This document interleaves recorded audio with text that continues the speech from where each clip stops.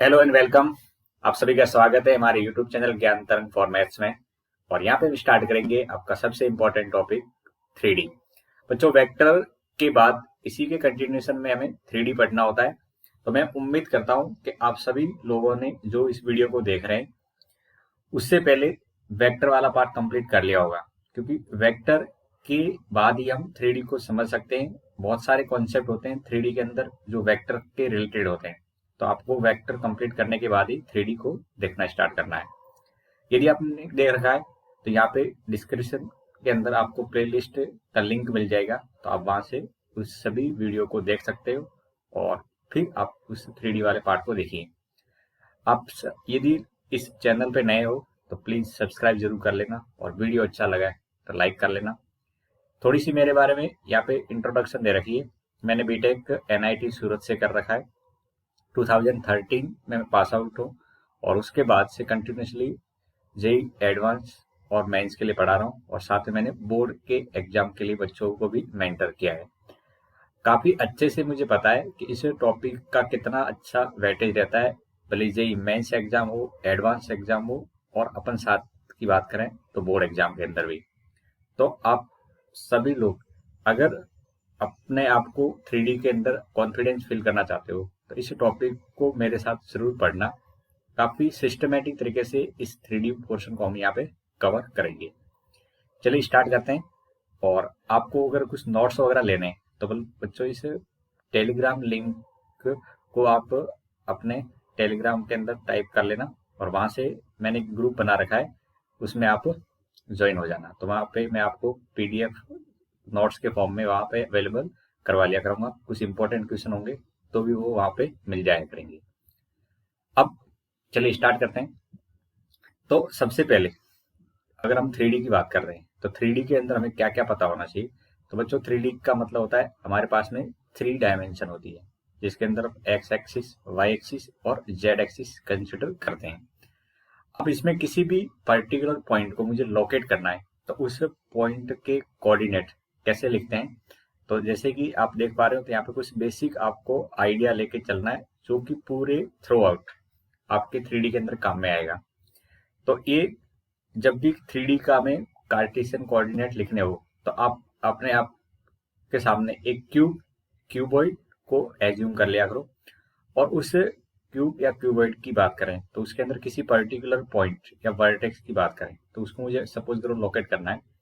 और ये general point की बात करें, लेट से पी पॉइंट है, तो इस पी पॉइंट के मुझे कोऑर्डिनेट लिखने हैं तो कैसे लिखूंगा। उसका जो बेसिक अप्रोच होगा, तो ऐसे सोचिए कि इस पी पॉइंट पे मुझे पहुंचना है तो मैं कैसे पहुंच सकता हूँ। तो सबसे पहले इस पॉइंट पे पहुंचने के लिए कई सारे रास्ते हो सकते हैं, और उसमें से एक रास्ता मैं आपके सामने लिख रहा हूँ। जैसे यहाँ से मैं मान के चलो x1 डिस्टेंस इस साइड में चला एक्स एक्सिस के अलॉन्ग, ठीक है। तो आप यहाँ पे पहुंच जाओगे और ये ए पॉइंट है, तो एक्स एक्सिस के अंदर पॉइंट है तो इसके कोऑर्डिनेट क्या लिखेंगे, x1, 0, 0। यहाँ से अपन ऊपर मूव करेंगे तो ये y1 डिस्टेंस मैंने ऊपर मूव कर दिया और यहाँ पे पहुंच चुका हूँ मैं। इस पॉइंट का नाम मैं बी देता हूँ। तो इसी जगह के कोऑर्डिनेट क्या लिखने चाहिए। तो देखिए यहाँ से एक्स एक्सिस और ऊपर गए अपन वाई एक्सिस के अकॉर्डिंग, तो यहाँ पे कोऑर्डिनेट लिखेंगे x1, y1, 0। और यहाँ से आप z1 ऊपर आ जाइए, ठीक है। तो ऐसे करके आप यहाँ पे पहुंच जाओगे। तो इस पर्टिकुलर पॉइंट के कोऑर्डिनेट x1, y1, z1 के फॉर्मेट में लिखे जाएंगे। तो ये एक मेथड हो सकता था। आप चाहो तो दूसरे तरीके से भी यहाँ पे पहुंच सकते हैं, और वो कैसे, किस डायरेक्शन में जा सकते हैं। आप चाहे तो ऐसे जा सकते थे, पहले ऊपर की तरफ आते, फिर इस साइड जाते, और फिर इस साइड में आ जाते। तो ये भी एक तरीका हो सकता था इस पॉइंट पे पहुंचने का। तो पर्टिकुलर किसी पॉइंट पे पहुंचने या किसी वर्टेक्स पे पहुंचने के लिए आपको यहाँ पे 3D के अंदर 3 डायरेक्शन के अंदर चलना होता है। कैसे भी आप चल लीजिए। फर्स्ट अगर वाई एक्सिस में जा रहे हैं देन एक्स एक्सिस के अलोंग, फिर वाई एक्सिस जेड एक्सिस के अलोंग जा सकते हो। तो ये कोई पॉइंट है। अब दूसरी चीज यहाँ पे हमें क्या समझ में आना चाहिए, कार्टेशियन कोऑर्डिनेट यहाँ पे अगर लोकेट कर पाते हैं तो हमें ये पता होना चाहिए कि इस जगह पे ये एंगल है जो आप देख पा रहे हो, ये एंगल 90 डिग्री का होता है, और ये एंगल भी क्या होता है 90 डिग्री, और ये एंगल भी कितना होता है 90 डिग्री का होता है। अब एक ये एंगल तो आपको यहाँ से दिख भी रहा होगा 90 डिग्री का, बट ये नीचे दोनों एंगल 90 डिग्री के हैं और इस साइड वाला ये आपको थोड़ा सा विजुलाइज करने में दिक्कत हो रही होगी। बट आप 3D पढ़ रहे हो और 3D के अंदर कोई भी डायग्राम होता है तो वो थोड़ा सा डिस्टॉर्टेड होता है, यानी बिगड़ा हुआ होता है। तो उस स्थिति में आपको उस इमेजिनेशन अपने रूम या क्यूब को देखते हुए करनी पड़ेगी, और वो उस चीज को अगर आप समझ जाते हो तो आपको ये कहने में बिल्कुल परेशानी नहीं आएगी कि ये भी 90 डिग्री का एंगल बन रहा है। ठीक है, और ऐसे ये ऊपर वाला एंगल भी कितने का 90 डिग्री का एंगल होता है। आप यहाँ से अगर कुछ देखना स्टार्ट करोगे तो आपको ये भी समझ में आएगा कि ये एंगल भी 90 डिग्री का है, और आपको ये भी समझ में आएगा कि ये एंगल भी 90 है और ये पूरा एंगल भी 90 है। ठीक है, ये एंगल भी पूरा कितने का 90 डिग्री का एंगल है। ऐसे इससे ऊपर वाले एंगल को देखोगे तो ये भी 90 है। आप अपने कमरे को देखिए, वहां से आपको बहुत अच्छे से विजुलाइज होगा। तो हम 3D पढ़ रहे हैं तो पहले थोड़ा सा 3D का आइडिया होना जरूरी है। ठीक है, तो इस तरह से हमें इस टाइप से पता होना चाहिए कि यहाँ पे 90 डिग्री का एंगल जब भी किसी वर्टेक्स से बात की जाती है तो वहां पे एंगल बनता है। अब आगे अगर बढ़ेंगे तो हमें कोई भी दो पॉइंट दे दिए जाएं तो उन दो पॉइंट के बीच में डिस्टेंस लिखनी भी आनी चाहिए। तो अभी जस्ट हमने लिखा पिछले केस में कि अगर हमारे पास में कोई रैंडम पॉइंट है तो उस पॉइंट के कोऑर्डिनेट 3D के अंदर x1 y1 और z1 लिखे जाते हैं। अगर दूसरा कोई पॉइंट लेता हूं मैं Q पॉइंट, तो उसके कोऑर्डिनेट में लिखूंगा x2 y2 और z2 पॉइंट। ठीक है, अब फाइनली अगर यहाँ से भी देखोगे आप, देखो यहाँ से अगर मैं O को P से ज्वाइन कर लेता हूँ तो यहाँ से कहीं के आपको OP एक वेक्टर के फॉर्मेट में दिखेगा। क्या दिखेगा? एक वेक्टर के फॉर्मेट में दिखेगा। और हम जानते हैं कि अगर हमारे पास में कोई भी पॉइंट है और उसको वेक्टर के फॉर्मेट में लिखना है तो उसको पोजीशन वेक्टर बोलते हैं। और कैसे लिखा जाता है?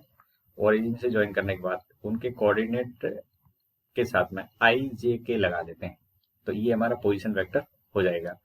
और ये पोजीशन वेक्टर है, क्या है? पोजीशन वेक्टर है। तो इसकी मुझे ओरिजिन से डिस्टेंस ही निकालने में कोई परेशानी नहीं आएगी। अगर मैं ओरिजिन से डिस्टेंस निकालना चाहूंगा तो इससे वेक्टर का मैग्नीट्यूड ले लेंगे। ये हमने वेक्टर के अंदर अच्छे से अंडरस्टैंड कर रखा है। तो ये वाली वैल्यू कितनी आ जाएगी? x1 स्क्वायर, y1 स्क्वायर और z1 स्क्वायर हो जाएगा। इतनी बात क्लियर है? अगर आपको ये चीज समझ में आती है तो मैं 3D के अंदर इसको एक पर्टिकुलर नाम से बुलाऊंगा और वो है r। तो यहाँ पे जब भी आगे हम यूज करेंगे तो r क्या है? किसी भी पॉइंट की ओरिजिन से डिस्टेंस को हम यहाँ पे r बोल रहे हैं। और कोई भी पॉइंट अगर हमें लेना है, रैंडम पॉइंट लेना है, क्या लेना है? रैंडम अगर कोई पॉइंट लेना है तो उस पॉइंट को हमें P पॉइंट के फॉर्मेट में लेना होगा और उसके कोऑर्डिनेट में मैं वेरिएबल कोऑर्डिनेट लिखूंगा तो x, y और z लिखेंगे। क्या लिखेंगे? x, y, z लिखेंगे। ठीक है, ये रैंडम पॉइंट लेंगे। और रैंडम वेक्टर लिखना हो तो OP वेक्टर लिखेंगे। क्या लिखेंगे? OP vector. तो आप चाहो तो उसको R वेक्टर भी बोल सकते थे, लेकिन मैं डिस्टेंस की बात कर रहा हूँ इसलिए R ही बोल रहे हैं। तो आगे बढ़ते हैं। अगर हमारे पास में कोई दो पॉइंट आ जाए 3D के अंदर और उनके बीच की डिस्टेंस फाइंड आउट करनी है, तो उन डिस्टेंस का मतलब यहाँ पे कोई दो पॉइंट होंगे। लेट से कोई भी दो पॉइंट हो सकते हैं। जैसे ये वाला फेस देखते हैं, मान लीजिए भाई इस यहाँ पे कोई फेस है और इस फेस के ऊपर कोई भी रैंडम पॉइंट है। ठीक है, और उस पॉइंट की यहाँ से कोई इस साइड से यहाँ पे कोई पॉइंट है इस जगह पे, भाई पॉइंट होगा तो वो कहीं न कहीं इसके फेस पे होगा और उनके बीच में ऐसे डिस्टेंस निकालनी है। तो ये डिस्टेंस कैसे निकालते हैं? तो बच्चों अभी जस्ट मैंने आइडिया दिया है कि अगर कोई दो पॉइंट है तो ऑब्वियस सी बात है उनके कोऑर्डिनेट आपको गिवन होंगे। तो लेट हमारे पास में कोई P पॉइंट है, उसके कोऑर्डिनेट है x1, y1 और z1। और कोई दूसरा पॉइंट है Q और उसके कोऑर्डिनेट ले रहे हैं x2, y2 और z2। ठीक है, अब मुझे इनके बीच की डिस्टेंस निकालनी है। तो distance between P and Q, अगर डिस्टेंस की बात करेंगे P एंड Q की, तो उस डिस्टेंस को मैं PQ का मॉडुलस लिखूंगा। और वो डिस्टेंस कितनी निकल के आती है?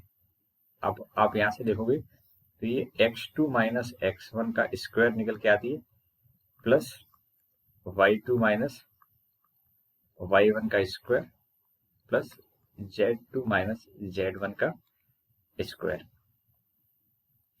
अब ऐसा क्यों होता है इसको भी आप समझ सकते हो।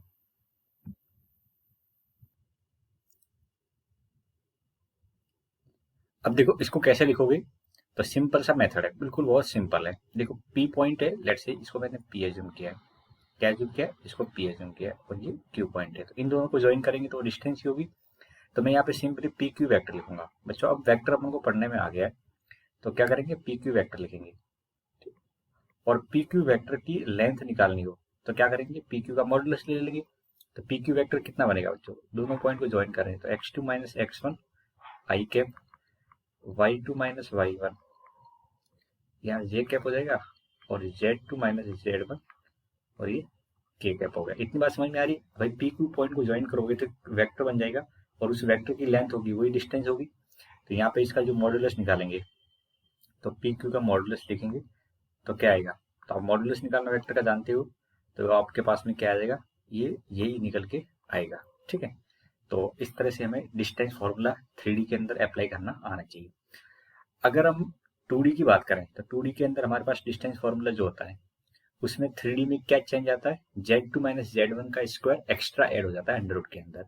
तो काफी सिमिलर और क्वाइट इजी है उसको रिमेंबर करना, आगे जब भी जरूरत पड़ेगी तो उसको हम अप्लाई करेंगे डायरेक्टली। ठीक है, इतनी बात समझ में आ गई। अब नेक्स्ट पढ़ते हैं, और अगर हमारे पास में कोई पॉइंट है, क्या कोई पॉइंट है, और उस पॉइंट की हमें कोऑर्डिनेट एक्सिस से डिस्टेंस निकालनी है। कोऑर्डिनेट एक्सिस का मतलब क्या होता है, कोऑर्डिनेट एक्सिस का मतलब होता है एक्स एक्सिस हो सकता है, वाई एक्सिस और जेड एक्सिस। तो हमारे पास में कोई पॉइंट है, उस पॉइंट की x axis, y axis and z axis से डिस्टेंस निकालनी है। तो उस पॉइंट को समझने की कोशिश करते हैं। बच्चों ऐसा ही बात हमने 2D के अंदर भी पढ़ रखा है, किसी भी पॉइंट की 2D के अंदर डिस्टेंस निकालनी हो तो हम क्या कहते थे, देखिए 2D के अंदर हम ऐसा बोलते थे कि ये हमारे पास में कार्टेशियन कोऑर्डिनेट सिस्टम होता है, और उस कोऑर्डिनेट सिस्टम के अंदर पर्टिकुलर कोई पॉइंट है, और उस पॉइंट की कोऑर्डिनेट को मैं x1, y1 ले रहा हूँ। तो इस पॉइंट की एक्स एक्सिस से डिस्टेंस होती थी, क्या इस पॉइंट की एक्स एक्सिस से डिस्टेंस ये y1 के इक्वल टू होती थी, क्या होती थी, y1 के इक्वल टू होती थी। तो ऐसी जो डिस्टेंस लिखने का मेथड होता है उसको बोलते हैं distance from the coordinate axis. यहाँ पे हमारे पास में कितनी एक्सिस है, 3 एक्सिस है। तो हमें किसी पर्टिकुलर पॉइंट की बात करनी है और उसकी डिस्टेंस निकालनी है एक्सिस से। तो देखिए यहाँ पे फिर मैं एक एग्जांपल लेके आपको समझाने की कोशिश करता हूँ। ठीक है, ये ओरिजिन है। अब लेट से अगर ये कोई पॉइंट है, क्या एक कोई पॉइंट है, और हमने जनरल कोई पॉइंट ले लिया, क्या कर दिया, एक जनरल पॉइंट ले रखा है, लेट से पी पॉइंट ले रखा है। ये जरूरी नहीं है वर्टेक्स पे लिया जाए, लेकिन आप एक बार समझ जाओगे तो ये कहीं पे भी मूव कर सकता है, क्योंकि एक्स, वाई, जेड क्या है, वेरिएबल पॉइंट है, और वेरिएबल पॉइंट है तो कहीं पे भी मूव कर सकता है। ये वर्टेक्स पे हो ऐसा कोई जरूरी नहीं है, फेस पे भी हो सकता है, ये ऊपर हो सकता है, साइड में हो सकता है, किसी पर्टिकुलर वर्टेक्स पे हो सकता है। अच्छा, पी पॉइंट की कोऑर्डिनेट में एक्स, वाई, जेड ले रखे हैं, तो ऑब्वियस सी बात है इस जगह के कोऑर्डिनेट क्या हो जाएंगे, एक्स, जीरो, जीरो हो जाएंगे। इतनी बात समझ में आ रही है। अब पी पॉइंट की डिस्टेंस ऑफ पी, देखो यहाँ पे समझ रहा अच्छे से, distance of P from x axis, कहां से, फ्रॉम एक्स एक्सिस, अगर हमें समझ में आती है तो कितनी होनी चाहिए, तो distance of P from the X axis, ये पी पॉइंट है और इसकी एक्स एक्सिस से डिस्टेंस निकालनी है। तो देखो ये डिस्टेंस होगी, distance of P from the X axis. ठीक है, तो दो पॉइंट आपको दिख ही रहे और उनके बीच में डिस्टेंस निकालने का मेथड तो मुझे पता ही है। तो distance of P from x axis को मैं यहाँ पे पी ए लिखूंगा, और डिस्टेंस की बात करें तो इतना, और इसको आप लिखोगे तो डिस्टेंस फॉर्मूला जस्ट अपन थोड़ी देर पहले ही पढ़ के आए, तो यहाँ पे डिस्टेंस फॉर्मूला अप्लाई करोगे तो देखो क्या होगा, एक्स टू माइनस एक्स, तो एक्स माइनस एक्स खत्म हो जाएगा, तो यहाँ से क्या आ जाएगा, एक्स माइनस एक्स का square plus Y minus zero का square plus Z minus zero का स्क्वायर, राइट। और उसको जब सिंप्लीफाई करोगे तो बच्चों आपके पास में निकल के आ जाएगा y square plus z square. इतनी बात ठीक है, क्या निकल के आएगा, y square plus z square. तो किसी पॉइंट की एक्स एक्सिस से डिस्टेंस में क्या निकल के आ रहा है, y square plus z square निकल के आ रहा है। सिमिलरली अगर किसी पॉइंट की मुझे वाई एक्सिस से डिस्टेंस निकालनी है तो उस केस में आपको ये वाई एक्सिस से समझना है। तो ऐसा सोचिए कि इस पॉइंट को यहाँ से अगर मैं इसे ज्वाइन कर लूँ और इसका नाम बी दे दो, तो ये पी बी डिस्टेंस क्या कहलाएगी, डिस्टेंस फ्रॉम वाई एक्सिस कहलाएगी। तो अगर मैं यहाँ से लिखूँ वाई एक्सिस से डिस्टेंस, तो उसको क्या लिखेंगे, तो अच्छा लिखेंगे पी बी, और पी बी कितना निकल गया, इसी पैटर्न से लिखोगे तो ये निकल जाएगा x square plus z square. तो वाई एक्सिस से डिस्टेंस में x square plus z square आएगा। तो ये सेकंड पॉइंट मान लेते हैं, ठीक है। और थर्ड, क्योंकि कोऑर्डिनेट 3 एक्सिस होती है इसलिए हमारे पास में डिस्टेंस फ्रॉम जेड एक्सिस से बात करें तो उसको मैं लिखूंगा पी सी, और इसकी डिस्टेंस जो निकल के आएगी वो under root of x square plus y square निकल के आएगी। मुझे लगता है इस जगह पे किसी को कोई दिक्कत नहीं होनी चाहिए। अगर आप डायग्रामेटिकली समझना चाहो तो इस पॉइंट की जेड एक्सिस से डिस्टेंस निकालनी है, तो यहाँ पे आपको थोड़ा सा डायग्रामेटिकली ऐसे दिखेगा, पर आपको एनालिसिस करना पड़ेगा, इसको एज्यूम करना पड़ेगा किसी भी पॉइंट की।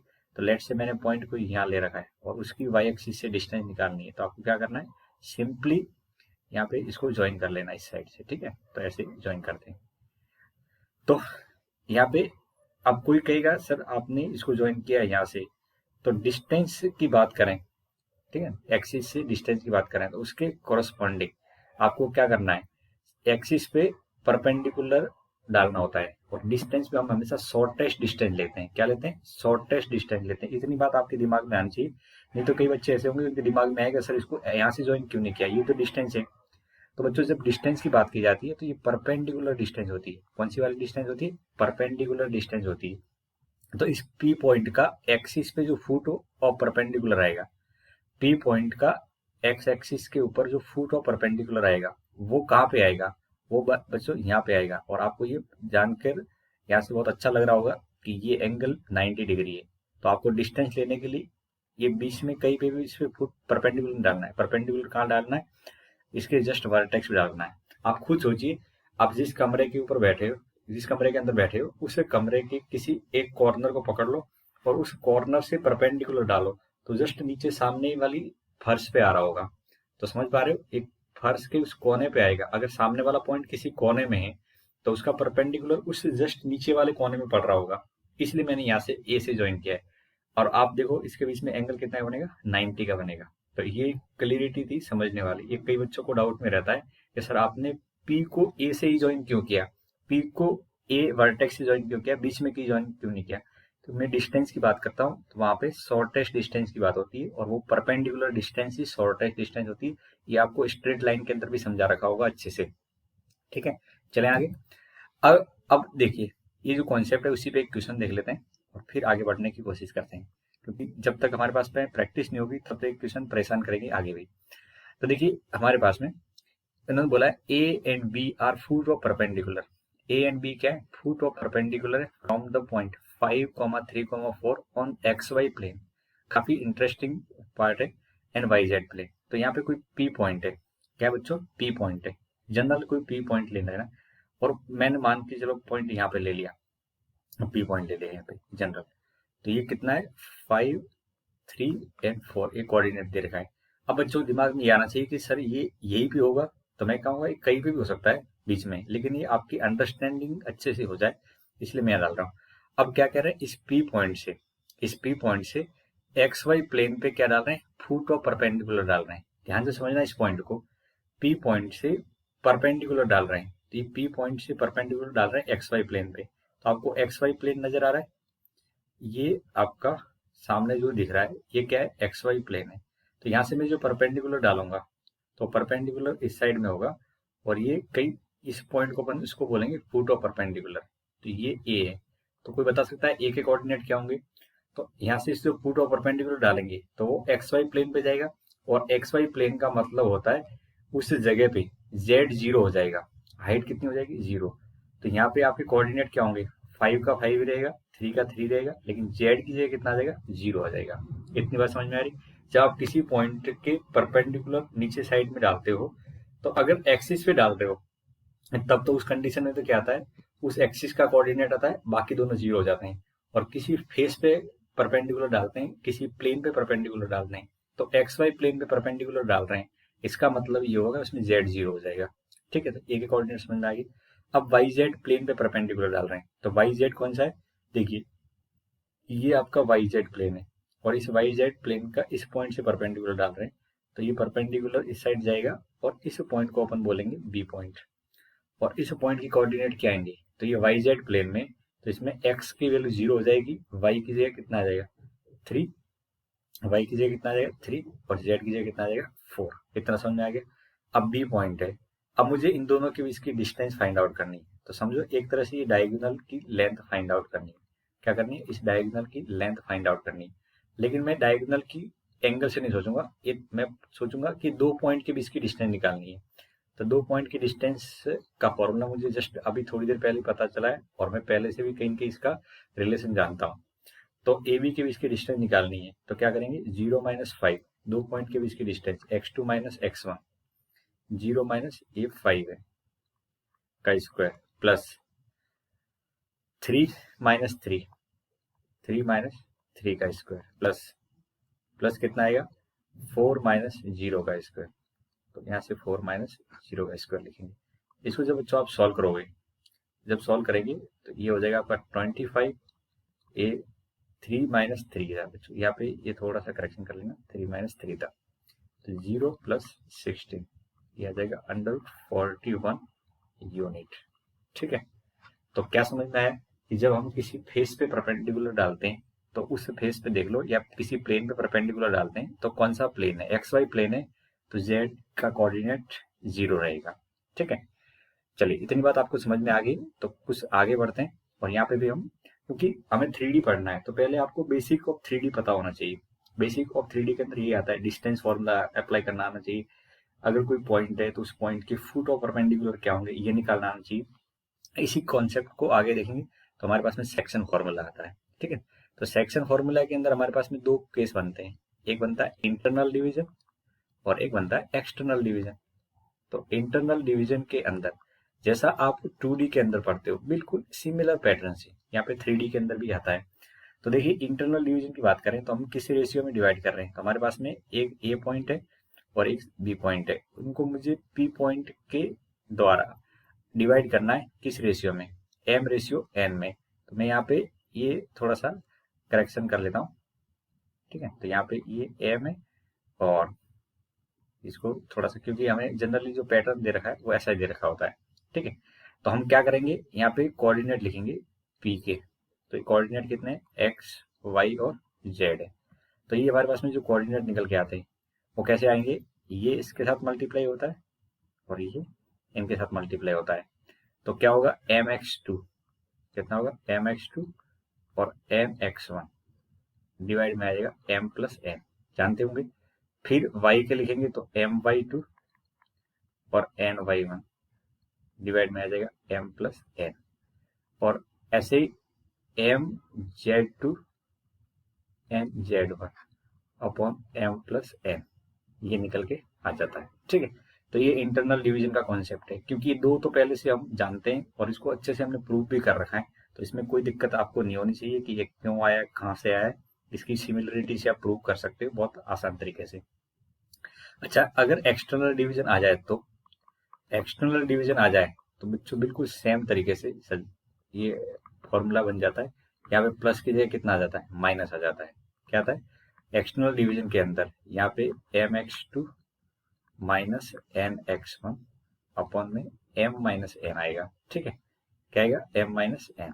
फिर ऐसे y के लिए लिखेंगे तो ये my2 माइनस ny1 अपॉन में m - n और mz2 nz1 और अपॉन में m - n निकल के आएगा। ठीक है, अब इसका एक स्पेशल केस है जो हमें पता होना चाहिए, और वो है मिड पॉइंट। क्या है? Mid point. तो मिड पॉइंट नाम से पता लग रहा है, मिड पॉइंट। अगर मैं m बोलूँ तो मिड पॉइंट कितना आएगा? x1 + x2/2।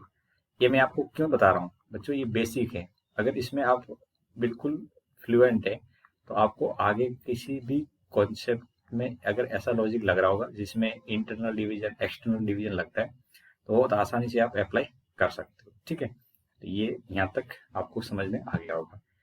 अब यहाँ पे एक कॉन्सेप्ट है जिसपे 3D पे बहुत सारे क्वेश्चन बनते हैं, और आपको ये भी पता होना चाहिए, सेंट्रोइड। तो सेंट्रोइड की बात करें तो ये कोई ट्रायंगल में होता है, और ट्रायंगल है तो अपन यहाँ पे 3D की बात करते हैं। किसकी बात करते हैं? 3D की। तो हमारे पास में लेट से कोई ट्रायंगल है जिससे के वर्टेक्स को मैं यहाँ पे x1 y1 और z1 से डिनोट कर रहा हूँ। ऐसे बी वर्टेक्स है x2 y2 और z2, और हमारा सी वर्टेक्स है x3 y3 और z3 लिख रहे हैं। तो उसका सेंट्रोइड क्या होता है? सेंट्रोइड बच्चों होता है जिस जगह पे इनकी मीडियन मिलती है। क्या मिलती है? मीडियन जिस जगह पे मिलती है उस पॉइंट को अपन क्या बोलते हैं? सेंट्रोइड बोलते हैं। अब सेंट्रोइड है तो यहाँ पे जो मीडियन मिलती है उस पॉइंट के मुझे कोऑर्डिनेट लिखने हैं। क्या करने हैं? कोऑर्डिनेट अगर लिखने हैं तो सेंट्रोइड को अपन जानते हैं जी से डिनोट करते हैं, और उसका कॉन्सेप्ट क्या करता है? ये 2:1 को डिवाइड करता है। क्या करता है? 2:1 को डिवाइड करता है। तो सिमिलर कॉन्सेप्ट जो हमने 2D में पढ़ा था, बिल्कुल ये 3D में भी ऐसी एज इट इज काम में आता है, क्योंकि हमारे पास में 3 पॉइंट है, इनको ज्वाइन करोगे तो ट्रायंगल बन जाएगा। तो उसकी जो 2D की प्रॉपर्टी होती है वह सेम की सेम यहाँ पे 3D में काम में आती है। तो मुझे सेंट्रोइड के कोऑर्डिनेट अगर 3D के अंदर लिखने हैं, तो आप बिल्कुल वैसे लिखिए। क्या करते थे? वहां पे तीनों कोऑर्डिनेट को अपन ऐड करके 3 से डिवाइड करते थे, एक तरह से एवरेज लेते थे। तो सेम यहाँ पे भी करेंगे, y1 y2 y3 y3, और यहाँ पे एक्स्ट्रा कौन जुड़ जाएगा? z एक्स्ट्रा जुड़ जाएगा। तो z1 plus z2 plus z3 equal to 3। ये हमारे पास में सेंट्रोइड के कोऑर्डिनेट निकल के आ जाएंगे। ठीक है, तो उम्मीद है ये वाला पार्ट आपको समझ में आ गया होगा, जिसमें डी ई एंड एफ क्या है? मिड पॉइंट है। ये क्या है? आपका मिड पॉइंट है। आपको प्रूफ पे नहीं जाना, बस इसके डायरेक्टली रिजल्ट देखते जाइए। अब यहाँ से 3D स्टार्ट होती है बच्चों, क्योंकि अब तक तो हम डिस्कस कर रहे थे बेसिक ऑफ 3D। अब यहाँ से 3D स्टार्ट होती है और इस पॉइंट को हमें समझना पड़ेगा। तो 2D और 3D में डिफरेंस क्या है, उस डिफरेंस को पहले क्लियर कर लेते हैं। तो बच्चों 2D के अंदर हमें अगर कभी भी डायरेक्शन की बात होती थी तो हम कहीं की स्लोप को दिमाग में रखते थे, और स्लोप निकालने के लिए अगर कोई लाइन एक्स एक्सिस के साथ में थीटा एंगल बनाती थी तो उस थीटा के साथ में टेंजेंट ले लिया जाए या टेन ले लिया जाए तो उस पर्टिकुलर वैल्यू को अपन क्या बोलते थे? स्लोप बोलते थे। तो हमें 2D के अंदर लाइन की डायरेक्शन या स्लोप देखने के लिए टेन थीटा की हेल्प लेनी होती है। पर 3D के अंदर क्या होता है? स्लोप जैसा कुछ भी नहीं होता है। 3D के अंदर डायरेक्शन कोसाइन होते हैं। क्या होते हैं? डायरेक्शन कोसाइन होते हैं। लेकिन जो 2D के अंदर स्लोप का काम था, वैसा ही 3D के अंदर डायरेक्शन कोसाइन का काम रहेगा। अब हमने स्लोप को डिनोट करने के लिए टेन थीटा काम में लिया था, वैसे यहाँ पे कोसाइन, जो डायरेक्शन कोसाइन बोलेंगे, उसको रिप्रेजेंट करने के लिए कॉस काम में लेते हैं। अब कॉस को काम में क्यों लेते हैं, टेन क्यों नहीं लेते, साइन क्यों नहीं लेते, इसकी वजह भी आपको धीरे धीरे समझ में आएगी। तो पहले तो मैं यहाँ पे जिस तरह से मैंने स्लोप को डिफाइन करवाया था 2D के अंदर, कि अगर मेरे पास में कोई लाइन किसी एक्स एक्सिस के साथ में एंटी क्लॉकवाइज डायरेक्शन में एंगल थीटा बनाए तो उस थीटा का टेन को स्लोप कहते हैं। तो पर्टिकुलर हमने डेफिनेशन दी थी स्लोप की। ऐसे ही यहाँ पे डायरेक्शन कोसाइन की डेफिनेशन देंगे। तो डायरेक्शन कोसाइन की डेफिनेशन देने से पहले बच्चों समझना कि यदि हमारे पास में कोई पर्टिकुलर लाइन है, क्या है? पर्टिकुलर लाइन है, और वो हमारे कहीं से भी पास हो रही है, और वो कहीं से पास हो सकती है। लेट से मैंने उसको रैंडम अभी पास करवाने की वजह उसको एक्स एक्सिस से पास करवाया, जैसे सॉरी ओरिजिन से पास करवा दिया, से ये वाली लाइन है आपके पास में। ठीक है, अब देखिए ये जो लाइन है, अब ये लाइन देखोगे तो ये एक्स एक्सिस के साथ में भी एंगल बना रही है, ये वाई एक्सिस के साथ में भी एंगल बना रही है, और ये जेड एक्सिस के साथ में भी एंगल बना रही है। तो अगर मेरे पास में ऑब्वियस सी बात है, अगर कोई लाइन जा रही होगी 3D के अंदर तो वो एक्स एक्सिस के साथ में कुछ एंगल सबटेंड कर रही होगी, वाई एक्सिस के साथ में कुछ एंगल बन रहा होगा, और जेड एक्सिस के साथ में कुछ एंगल बन रहा होगा। तो अब मैं यहाँ से, क्योंकि मेरे पास स्लोप तो है नहीं, तो मुझे कुछ अलग चीज को रिप्रेजेंट करना पड़ेगा। तो अगर मेरे पास में कोई लाइन है वो एक्स एक्सिस के साथ में क्या है, जैसे पर्टिकुलर ये लाइन है तो वो एक्स एक्सिस के साथ में अल्फा एंगल बना रही है, वाई एक्सिस के साथ में बीटा एंगल बना रही है, और जेड एक्सिस के साथ में गामा एंगल बना रही है। तो उन एंगल के साथ में अगर कॉस ले लिया जाए, उस एंगल के साथ में क्या ले लिया जाए? कॉस ले लिया जाए, तो उस वैल्यू को अपन डायरेक्शन कोसाइन बोलते हैं। अब डायरेक्शन कोसाइन की डेफिनेशन यहाँ से आपको क्लियर होनी चाहिए। अगर कोई पर्टिकुलर लाइन है वो एक्स एक्सिस के साथ में अल्फा एंगल बनाती है तो उस अल्फा एंगल का कोसाइन डायरेक्शन कोसाइन बताए। सिमिलरली वाई एक्सिस के साथ में एंगल बीटा है तो cos beta, and z axis के साथ में एंगल गामा है तो उसका कॉस गामा की वैल्यू को अपन डायरेक्शन कोसाइन बोलते हैं। क्या बोलते हैं? डायरेक्शन कोसाइन बोलते हैं। अब इन डायरेक्शन कोसाइन की बात आने से पहले आपको ये पता होना चाहिए कि यहाँ पे कहीं की एंगल की बात हो रही है। तो बच्चों समझना, एंगल किसके वजह से बनता है? आप कहोगे एंगल किसके वजह से बनता है, तो एंगल तो किसी प्लेन में बनता है। एंगल कैसे बनता है? किसी प्लेन में बनता है। ऐसे तो नहीं। अब प्लेन में बनता है तो दो डायरेक्शन के बीच में बनता है, या ऐसे कह सकते हैं दो वेक्टर के बीच में एंगल बनता है। तो दो डायरेक्शन के बीच में एंगल बनता है तो दो वेक्टर हमेशा एक प्लेन को बनाते हैं। आप याद करो, जब भी वेक्टर की बात करते हैं तो दो वेक्टर हमेशा एक प्लेन को वहां पे डिजाइन करते हैं। तो दो वेक्टर एक प्लेन में रहेंगे, तो मुझे यहाँ पे जब एंगल की बात करनी होगी तो कोई न कोई प्लेन बनाना होगा। जब एंगल की बात करनी हो तो कोई न कोई प्लेन बनाना पड़ेगा। तो देखो यहाँ पे एक ये एक्स एक्सिस वाली लाइन है, और ये जो लाइन है पर्टिकुलर जिस साइड में लाइन जा रही है, तो उससे मेरे पास में एक प्लेन बन रहा है। बन रहा है नहीं बन रहा है, आप ऐसे रखिए जिस तरह से आप कैंची रखते हो, तो सीजर होती है, सीजर में ऐसे देखेंगे तो इस तरह से एंगल बन जाता है। तो यहाँ पे एल्फा एंगल बन रहा है, तो उस एल्फा एंगल की वैल्यू को अपन क्या बोलते हैं, कोसाइन बोलते हैं। तो हमारे पास में तीन एंगल होंगे, एक्स एक्सिस के साथ, वाई एक्सिस के साथ और जेड एक्सिस के साथ में। तो इन तीनों एंगल की कोसाइन की वैल्यू को अपन क्या बोलते हैं, डायरेक्शन कोसाइन बोलते हैं। अब डायरेक्शन कोसाइन हमने यहाँ पे वर्ड बोल दिया, तो उसको शॉर्ट फॉर्म में डीसी बोलेंगे। क्या बोलेंगे, शॉर्ट फॉर्म में डीसी। ठीक है, तो ध्यान रखना अपने आगे डीसी बोलेंगे तो डीसी का मतलब क्या है, जो ऊपर आपको लिख रखा है डीसी, तो डायरेक्शन कोसाइन है इस शॉर्ट फॉर्म में।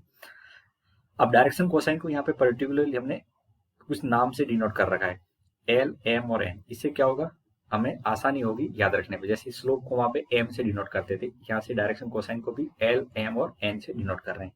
तो आप कॉस एल्फा लिखो या एल लिखो, एक ही बात है। एम सिमिलरली कॉस बीटा है और एन की वैल्यू क्या है, कॉस गामा। तो हमको ये पता होना चाहिए। अब हमने बोला है कि ये किसी लाइन के द्वारा एक्स एक्सिस, वाई एक्सिस और जेड एक्सिस के साथ में एंगल बनते हैं। तो वो एंगल को समझने के लिए मुझे कुछ और भी इंफॉर्मेशन मेरे पास में क्या क्या हो सकती है, उससे अपन उसको रिलेट करना सीखते हैं। तो देखिए, अब मैंने बोला कि पॉइंट कहीं भी हो सकता है। ये पॉइंट मतलब ये जो डायरेक्ट लाइन है वो लाइन कैसे भी हो सकती है। अगर वो लाइन कैसे भी हो सकती है तो अभी पर्टिकुलर किसी पॉइंट के रेस्पेक्ट में अपन समझने की कोशिश करते हैं। क्या करते हैं, पॉइंट के रेस्पेक्ट में समझने की कोशिश करते हैं। तो देखिए, अगर मैंने ये पॉइंट को ओरिजिन से मिला दिया तो यहाँ पे आपको एक डायरेक्शन दिख रही है या एक लाइन दिख रही होगी, दिख रही है, नहीं दिख रही है। तो मैं इसी के कॉन्टेक्स्ट में यहाँ पे डायरेक्शन कोसाइन को समझने की कोशिश करता हूँ, और उसके साथ में अपन कवर करेंगे कि प्रोजेक्शन क्या होता है on the coordinate axis. Projection क्या होता है, तो वेक्टर के अंदर प्रोजेक्शन हम अच्छे से समझते हैं। वेक्टर के अंदर हमें अच्छे से पता है कि प्रोजेक्शन का मीनिंग क्या होता है। बच्चों, क्या होता है प्रोजेक्शन का मीनिंग वेक्टर के अंदर, तो आप देखते हो तो प्रोजेक्शन में हमने ऐसे सीखा था कि अगर मेरे पास में कोई वेक्टर है, ठीक है, और उस वेक्टर का मुझे प्रोजेक्शन लेना है तो क्या करते थे, ऊपर से लाइट डालते थे ऐसे, और ये लाइट डालने पे तो ये पर्टिकुलर पॉइंट मुझे सामने इसे दिखता था परपेंडिकुलर। तो ये वाली जो टिप है वो बिल्कुल ही सामने इसी जगह दिखती थी, और ये तो यही पे दिखेगी। तो इस पर्टिकुलर लेंथ को अपन क्या बोलते थे, प्रोजेक्शन बोलते थे। इस पर्टिकुलर लेंथ को क्या बोलते थे, प्रोजेक्शन लेंथ बोलते थे। किसकी, जैसे ये बी है तो ओ बी का प्रोजेक्शन ओ ए के इक्वल टू होता था।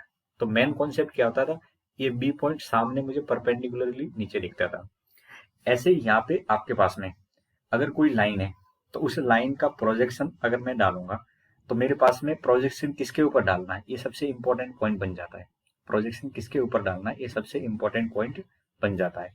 तो मैं प्रोजेक्शन डालना चाहूंगा कोऑर्डिनेट एक्सिस के ऊपर। किसके ऊपर डालना चाहूंगा, कोऑर्डिनेट एक्सिस के ऊपर प्रोजेक्शन यहाँ पे डालना चाहेंगे। ठीक है, तो देखिए यहाँ पे मैंने एक पॉइंट ले लिया पी पॉइंट, इसके coordinate x comma y comma z ले रखे।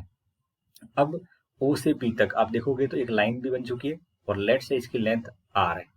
ओपी की लेंथ कितनी है, यहाँ पे ओपी की लेंथ ये कितनी है, आर है, ये हमने एज्यूम कर लिया।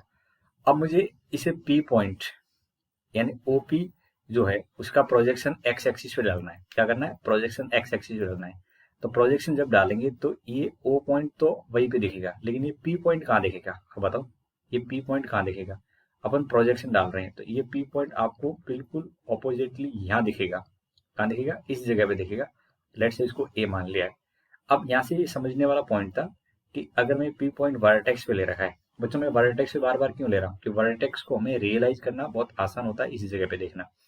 तो इस पी पॉइंट का मैंने परपेंडिकुलर डाल दिया, ये एक्स एक्सिस है, ठीक है।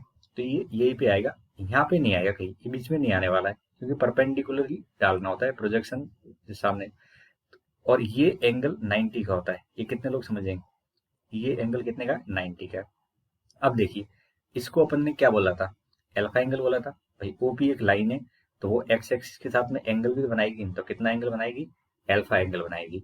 अगर मैंने ये आर ले रखा है, अब इसे ओ ए पी ट्रायंगल को देखिए, किस ट्रायंगल को देखिए, ट्रायंगल ओ ए और पी ट्रायंगल को देखेंगे तो आपको एक ट्रायंगल दिख रहा है जिसके अंदर बेस कौन है, तो आप कहोगे ओ ए बेस है, परपेंडिकुलर कौन है, पी ए, और हाइपोटेन्यूज कौन है, ओ पी ए। तो आप बताओ इसे ए के कोऑर्डिनेट क्या होंगे, इसे ए के कोऑर्डिनेट लिखना चाहें तो ये एक्स एक्सिस के ऊपर है, और यहाँ से यहाँ तक की लेंथ कितनी होगी बच्चों, तो ये लेंथ वाली पार्ट आगे देखना चाहो तो कितना हो जाएगा, एक्स की इक्वल टू होगा। तो आप बताओ यहाँ से आप अगर कंपोनेंट लिखना चाहो तो एक्स की वैल्यू क्या हो गई, तो एक्स की वैल्यू हो जाएगी बच्चों आर कॉस थीटा हो जाएगी, कितनी हो जाएगी, आर कॉस थीटा। इतनी बात समझ में आ रही है, एक्स की वैल्यू कितनी हो जाएगी, आर कॉस थीटा हो जाएगी। अब यहाँ से अगर आप कॉस थीटा लिखना चाहो तो कॉस थीटा की वैल्यू कितनी आ रही है, एक्स अपॉन आर निकल के आ रही है, ठीक है। तो हमें कभी कुछ डायरेक्शन के या किसी भी लाइन के प्रोजेक्शन की बात करनी होगी एक्स एक्सिस के ऊपर, क्या करनी होगी, प्रोजेक्शन की बात करनी होगी एक्स एक्सिस के ऊपर, तो उस प्रोजेक्शन की लेंथ एक्स एक्सिस के ऊपर कितनी आएगी, आर कॉस थीटा आएगी। आर क्या है, जिस लाइन की बात करें उसकी लेंथ है, और कॉस थीटा, यहाँ पे थीटा नहीं है, एंगल कितना है, एल्फा है, तो मैं यहाँ पे एल्फा लिखूंगा, ठीक है। इस जगह पे एंगल को क्या लिखना चाहिए, एल्फा लिखना चाहिए था। अब आगे देखो, थोड़ा सा आगे अगर बढ़े, अब देखिए यहाँ एक्स वाई और जेड, ये तो होता ही, अब तक हमने क्या पढ़ा था, बेसिक ऑफ 3D पढ़ लिया था। तो सबसे पहले 3D के अंदर हमारे पास में कोई पर्टिकुलर एक लाइन है, तो उस लाइन की डायरेक्शन को अंडरस्टैंड करने के लिए हमें एक कॉन्सेप्ट सीखना है जिसको बोलते हैं डायरेक्शन कोसाइन। अब डायरेक्शन कोसाइन की जरूरत क्यों पड़ी, तो बच्चों 2D के अंदर हमने देखा था कि किसी भी लाइन की डायरेक्शन को शो करने के लिए हम स्लोप को काम में लेते थे, लेकिन 3D के अंदर स्लोप जैसा कोई कॉन्सेप्ट होता ही नहीं है। अब 3D के अंदर स्लोप नहीं है, पर डायरेक्शन, लाइन की डायरेक्शन होगी, तो उस डायरेक्शन को डिनोट करने के लिए हमारे पास में एक अदर कंपोनेंट या अदर पैरामीटर काम में आएगा, उस पैरामीटर को बोलते हैं डायरेक्शन कोसाइन। डायरेक्शन कोसाइन के लिए यहाँ पे जो ट्रिग्नोमेट्रिक रेशियो काम में लिया जाता है वो कोसाइन लिया जाता है, इसलिए उसको बोलते हैं डायरेक्शन कोसाइन। 2D के अंदर हम वहां पे टेन थीटा काम में लेते थे और स्लोप बोलते थे, वही काम 3D के अंदर यहाँ पे डायरेक्शन कोसाइन का होता है। इसका होता है डायरेक्शन कोसाइन का होता है। अब सबसे पहले डायरेक्शन कोसाइन को कैसे डिफाइन कर रखा है उसको समझने की कोशिश करते हैं। तो डायरेक्शन कोसाइन के लिए जैसे कोई भी हमारे पास में पर्टिकुलर लाइन है, ठीक है ना, और ऐसे कोई लाइन है और वो लाइन पास हो रही है। अब वो लाइन कैसे पास हो सकती है, लेकिन मैंने थोड़ा सा अंडरस्टैंडिंग अच्छी हो इसके लिए एक्स एक्सिस से पास करवाया। कहाँ से पास करवाया, तो ओरिजिन से पास करवा दिया, ठीक है। अब ओरिजिन से लाइन अगर कोई पास हो रही है तो वो एक एक्स एक्सिस के साथ में एंगल सबटेंड करेगी। ऑब्वियस सी बात है, अगर लाइन है तो वो एक्स एक्सिस के साथ में कोई एंगल सबटेंड कर रहा होगा। भाई एंगल किसके वजह से बनता है, एक प्लेन की दो लाइन के बीच में बनता है। एक प्लेन के अंदर कोई दो लाइन है तो उनके बीच में एक एंगल बन जाता है, बनता है। अब आप सोचिए कि यहाँ पे प्लेन कौन होगा, तो एक तो एक्स एक्सिस खुद अपने आप में लाइन है, और दूसरी ये जो आप लाइन पास कर रहे हो उनके बीच में एंगल आपको एल्फा यहाँ पे बोला गया है। ऐसे ये लाइन वाई एक्सिस के साथ में एक एंगल सबटेंड कर रही है, लेट से वो बीटा है, और ये सिमिलरली जेड एक्सिस के साथ में भी लाइन एंगल बना रही है। क्या करिए, जेड एक्सिस के साथ में एंगल बना रही है, ये आपको गामा एंगल दिख रहा है। तो ये बात तो फिक्स है, अगर कोई लाइन पास हो रही है 3D के अंदर तो वो x axis, y axis and z axis के साथ में कोई कोई एंगल बनाएगी, तो उस एंगल को हमने यहाँ पे डिनोट कर दिया अल्फा, बीटा एंड गामा के फॉर्म में। तो उन एंगल का अगर कोसाइन ले लिया जाए तो उस पर्टिकुलर वैल्यू को हम बोलते हैं डायरेक्शन कोसाइन। तो हमारे पास में एंगल अल्फा, बीटा, गामा है with x axis, y axis and z axis, तो उनकी वैल्यू का कोसाइन ले लिया जाए तो उनको बोलते हैं डायरेक्शन कोसाइन। क्या बोलते हैं, डायरेक्शन कोसाइन बोलते हैं। और उनको यहाँ पे शॉर्ट फॉर्म में अपन डीसी बोलेंगे। क्या बोलेंगे, डीसी, ठीक है। तो डीसी का मतलब यहाँ से आपको समझ में आना है डायरेक्शन कोसाइन है। अब डायरेक्शन कोसाइन को सिंबल वाइज एल, एम और एन से डिनोट कर रहे हैं। जैसे हमने स्लोप को 2D के अंदर एम से डिनोट किया था, ऐसे 3D के अंदर जो डायरेक्शन कोसाइन है उनको पर्टिकुलर अल्फाबेटिकली यहाँ पे रिप्रेजेंट कर रहे हैं एल, एम और एन से। तो यहाँ से एल बोले या कॉस अल्फा बोले, एक ही बात है। तो एल एक सिंबल है जो कि कॉस अल्फा का है, एम एक सिंबल है जो कॉस बीटा का है, और एन एक सिंबल है कॉस गामा का। तो एल एम एन यहाँ पे जब भी यूज करेंगे 3D के अंदर तो वो डायरेक्शन कोसाइन के सिंबल है। ठीक है, एक पर्टिकुलर डेफिनेशन थी डायरेक्शन कोसाइन की। अब डायरेक्शन कोसाइन की बात की जाती है तो कहीं न कहीं ये हमें कुछ ना कुछ 3D के अंदर आइडिया देगी, तो वो पर्टिकुलर लाइन की डायरेक्शन का आइडिया मुझे देगी। अब उस कॉन्सेप्ट को थोड़ा सा और एक्सटेंड करते हैं और कुछ समझने की कोशिश करते हैं। अगर मैं आपसे कहूं कि प्रोजेक्शन ऑन कोऑर्डिनेट एक्सिस का मतलब क्या होगा, तो पहले प्रोजेक्शन का मीनिंग हम वेक्टर के अंदर थोड़ा सा अच्छे से पढ़ के आए हैं। क्या पढ़ा था कि आपके पास में कोई एक वेक्टर है और एक अदर दूसरा वेक्टर है। इसको मैंने बोला है बी वेक्टर और ये ए वेक्टर। अगर मैं ऊपर से इसकी परछाई डालूं बी वेक्टर की, तो वो ए वेक्टर के ऊपर दिखेगी। तो कितनी दिखेगी, उस पर्टिकुलर लेंथ को अपन बोलते हैं प्रोजेक्शन। इसी वेक्टर की इसी दूसरे वेक्टर के ऊपर परछाई कितनी पड़ने वाली है, उस पार्ट को उस वेक्टर का प्रोजेक्शन बोलते हैं। क्या बोलते हैं? प्रोजेक्शन। तो ये मीनिंग आपको समझ में आना चाहिए। अब बेसिकली होता क्या है, अगर मुझे बी का ए के ऊपर प्रोजेक्शन डालना हो तो ऐसे करते हैं कि ये जो पॉइंट है वो यहाँ से ज्वाइन हो रहा है तो ये तो वहीं पे दिखेगा, लेकिन ये अपर पॉइंट है, ये बिल्कुल परपेंडिकुलरली ये नीचे दिखता है हमें ए वेक्टर के ऊपर। तो यहाँ से परपेंडिकुलरली हमें नीचे देखना होता है। ऐसा नहीं कि आप उसको टिल्टेड फॉर्म में देख रहे हैं, ये परपेंडिकुलरली डाउन देखते हैं। तो ये लेट से ओ पॉइंट है और इसको ए बोल रहे हैं, तो ओ से ए तक की जो लेंथ होती है, इस लेंथ को अपन बी वेक्टर का प्रोजेक्शन बोलते हैं। क्या बोलते हैं? बी वेक्टर का प्रोजेक्शन। अब बी वेक्टर एक डायरेक्शन है, क्या एक डायरेक्शन है। तो इस कॉन्सेप्ट को अपन 3D के अंदर अगर समझना चाहें तो ऐसे समझ सकते हैं, लेट से ये ओ पॉइंट है और ये यहाँ पे मैंने पी पॉइंट ले रखा है। अब ये पी पॉइंट मैं फिर रिपीट करूंगा, ये कहीं भी हो सकता है, लेकिन मैं एक वर्टेक्स पे ले रखा हूँ ताकि आपको अच्छे से अंडरस्टैंड हो जाए कि एग्जैक्टली ये प्रोजेक्शन यहाँ पे कैसे इसको शो करेगा। तो अगर मैंने इन दोनों को ज्वाइन कर दिया, क्या किया, इन दोनों को यहाँ से ज्वाइन कर लिया, तो आपको यहाँ से एक ओपी वेक्टर दिख सकता है। ठीक है, अब इसमें क्या कर रहा हूँ, इस पर्टिकुलर ओपी का प्रोजेक्शन डालना चाहता हूँ। तो आप कहोगे प्रोजेक्शन किसके ऊपर डाल रहे हो, ये सबसे इंपॉर्टेंट हो जाता है, प्रोजेक्शन किसके ऊपर डालना है। तो प्रोजेक्शन बच्चों हमारे कोर्स में दो टाइप से है, कोऑर्डिनेट एक्सिस के ऊपर प्रोजेक्शन हो सकता है या किसी पर्टिकुलर लाइन के ऊपर प्रोजेक्शन हो सकता है। कोऑर्डिनेट एक्सिस के ऊपर प्रोजेक्शन हो सकता है या पर्टिकुलर किसी लाइन के ऊपर प्रोजेक्शन हो सकता है। तो लाइन के ऊपर प्रोजेक्शन होगा तो उसको हम वेक्टर के कॉन्सेप्ट से समझेंगे। अभी हम समझते हैं कोऑर्डिनेट एक्सिस पे प्रोजेक्शन क्या होगा। तो बच्चों इस पी पॉइंट का मुझे अगर प्रोजेक्शन देखना है तो ये पी पॉइंट एक्स एक्सिस के ऊपर कहाँ दिखेगा, इतना समझने की कोशिश करो आप। तो पी पॉइंट एक्स एक्सिस के ऊपर ये पर्टिकुलरली नीचे दिखने की कोशिश करेगा, तो ये आपको यहाँ दिखेगा इस जगह पे। क्या ये बात आपको समझ में आ रही है? अगर ये समझ में आ रहा है तो इस जगह कोऑर्डिनेट क्या होंगे, एक्स, 0,0। अब सोचिए ऐसा क्यों। तो बच्चों बोला है कि इस पॉइंट को परपेंडिकुलरली डाउन देखना है, तो ए पॉइंट पी पॉइंट का परपेंडिकुलरली डाउन क्या होगा, इस जगह पे होगा। ये बच्चों गलती से यहाँ मत लिख लेना, ये मैं फिर कह रहा हूँ, इसे पी पॉइंट से परपेंडिकुलर डालो तो ये वर्टेक्स पे ही जाएगा, क्योंकि ये पी पॉइंट मैंने वर्टेक्स पे ले रखा है। इतना ठीक है। और ये एंगल हमारी डेफिनेशन के अकॉर्डिंग क्या माना है, ये एल्फा एंगल माना है। सिमिलरली अगर मुझे प्रोजेक्शन वाई एक्सिस के ऊपर डालना है, कहाँ डालना है, वाई एक्सिस के ऊपर डालना है, तो वाई एक्सिस के ऊपर प्रोजेक्शन डालने का मतलब है इस पॉइंट को वर्टिकली नीचे ज्वाइन करो, तो इस जगह पे आपको दिखेगा। लेट से बी पॉइंट है और इसके कोऑर्डिनेट क्या होंगे, 0, y और 0। तो ये 90 डिग्री का बनेगा। क्या बनेगा? 90 डिग्री का बनेगा। तो इस पार्ट को, इतने से पार्ट को यहाँ से लेके ओ से लेके बी तक को पार्ट को अपन क्या बोलेंगे, प्रोजेक्शन ऑन वाई एक्सिस बोलेंगे। ओ से ए तक प्रोजेक्शन ऑन एक्स एक्सिस बोलेंगे।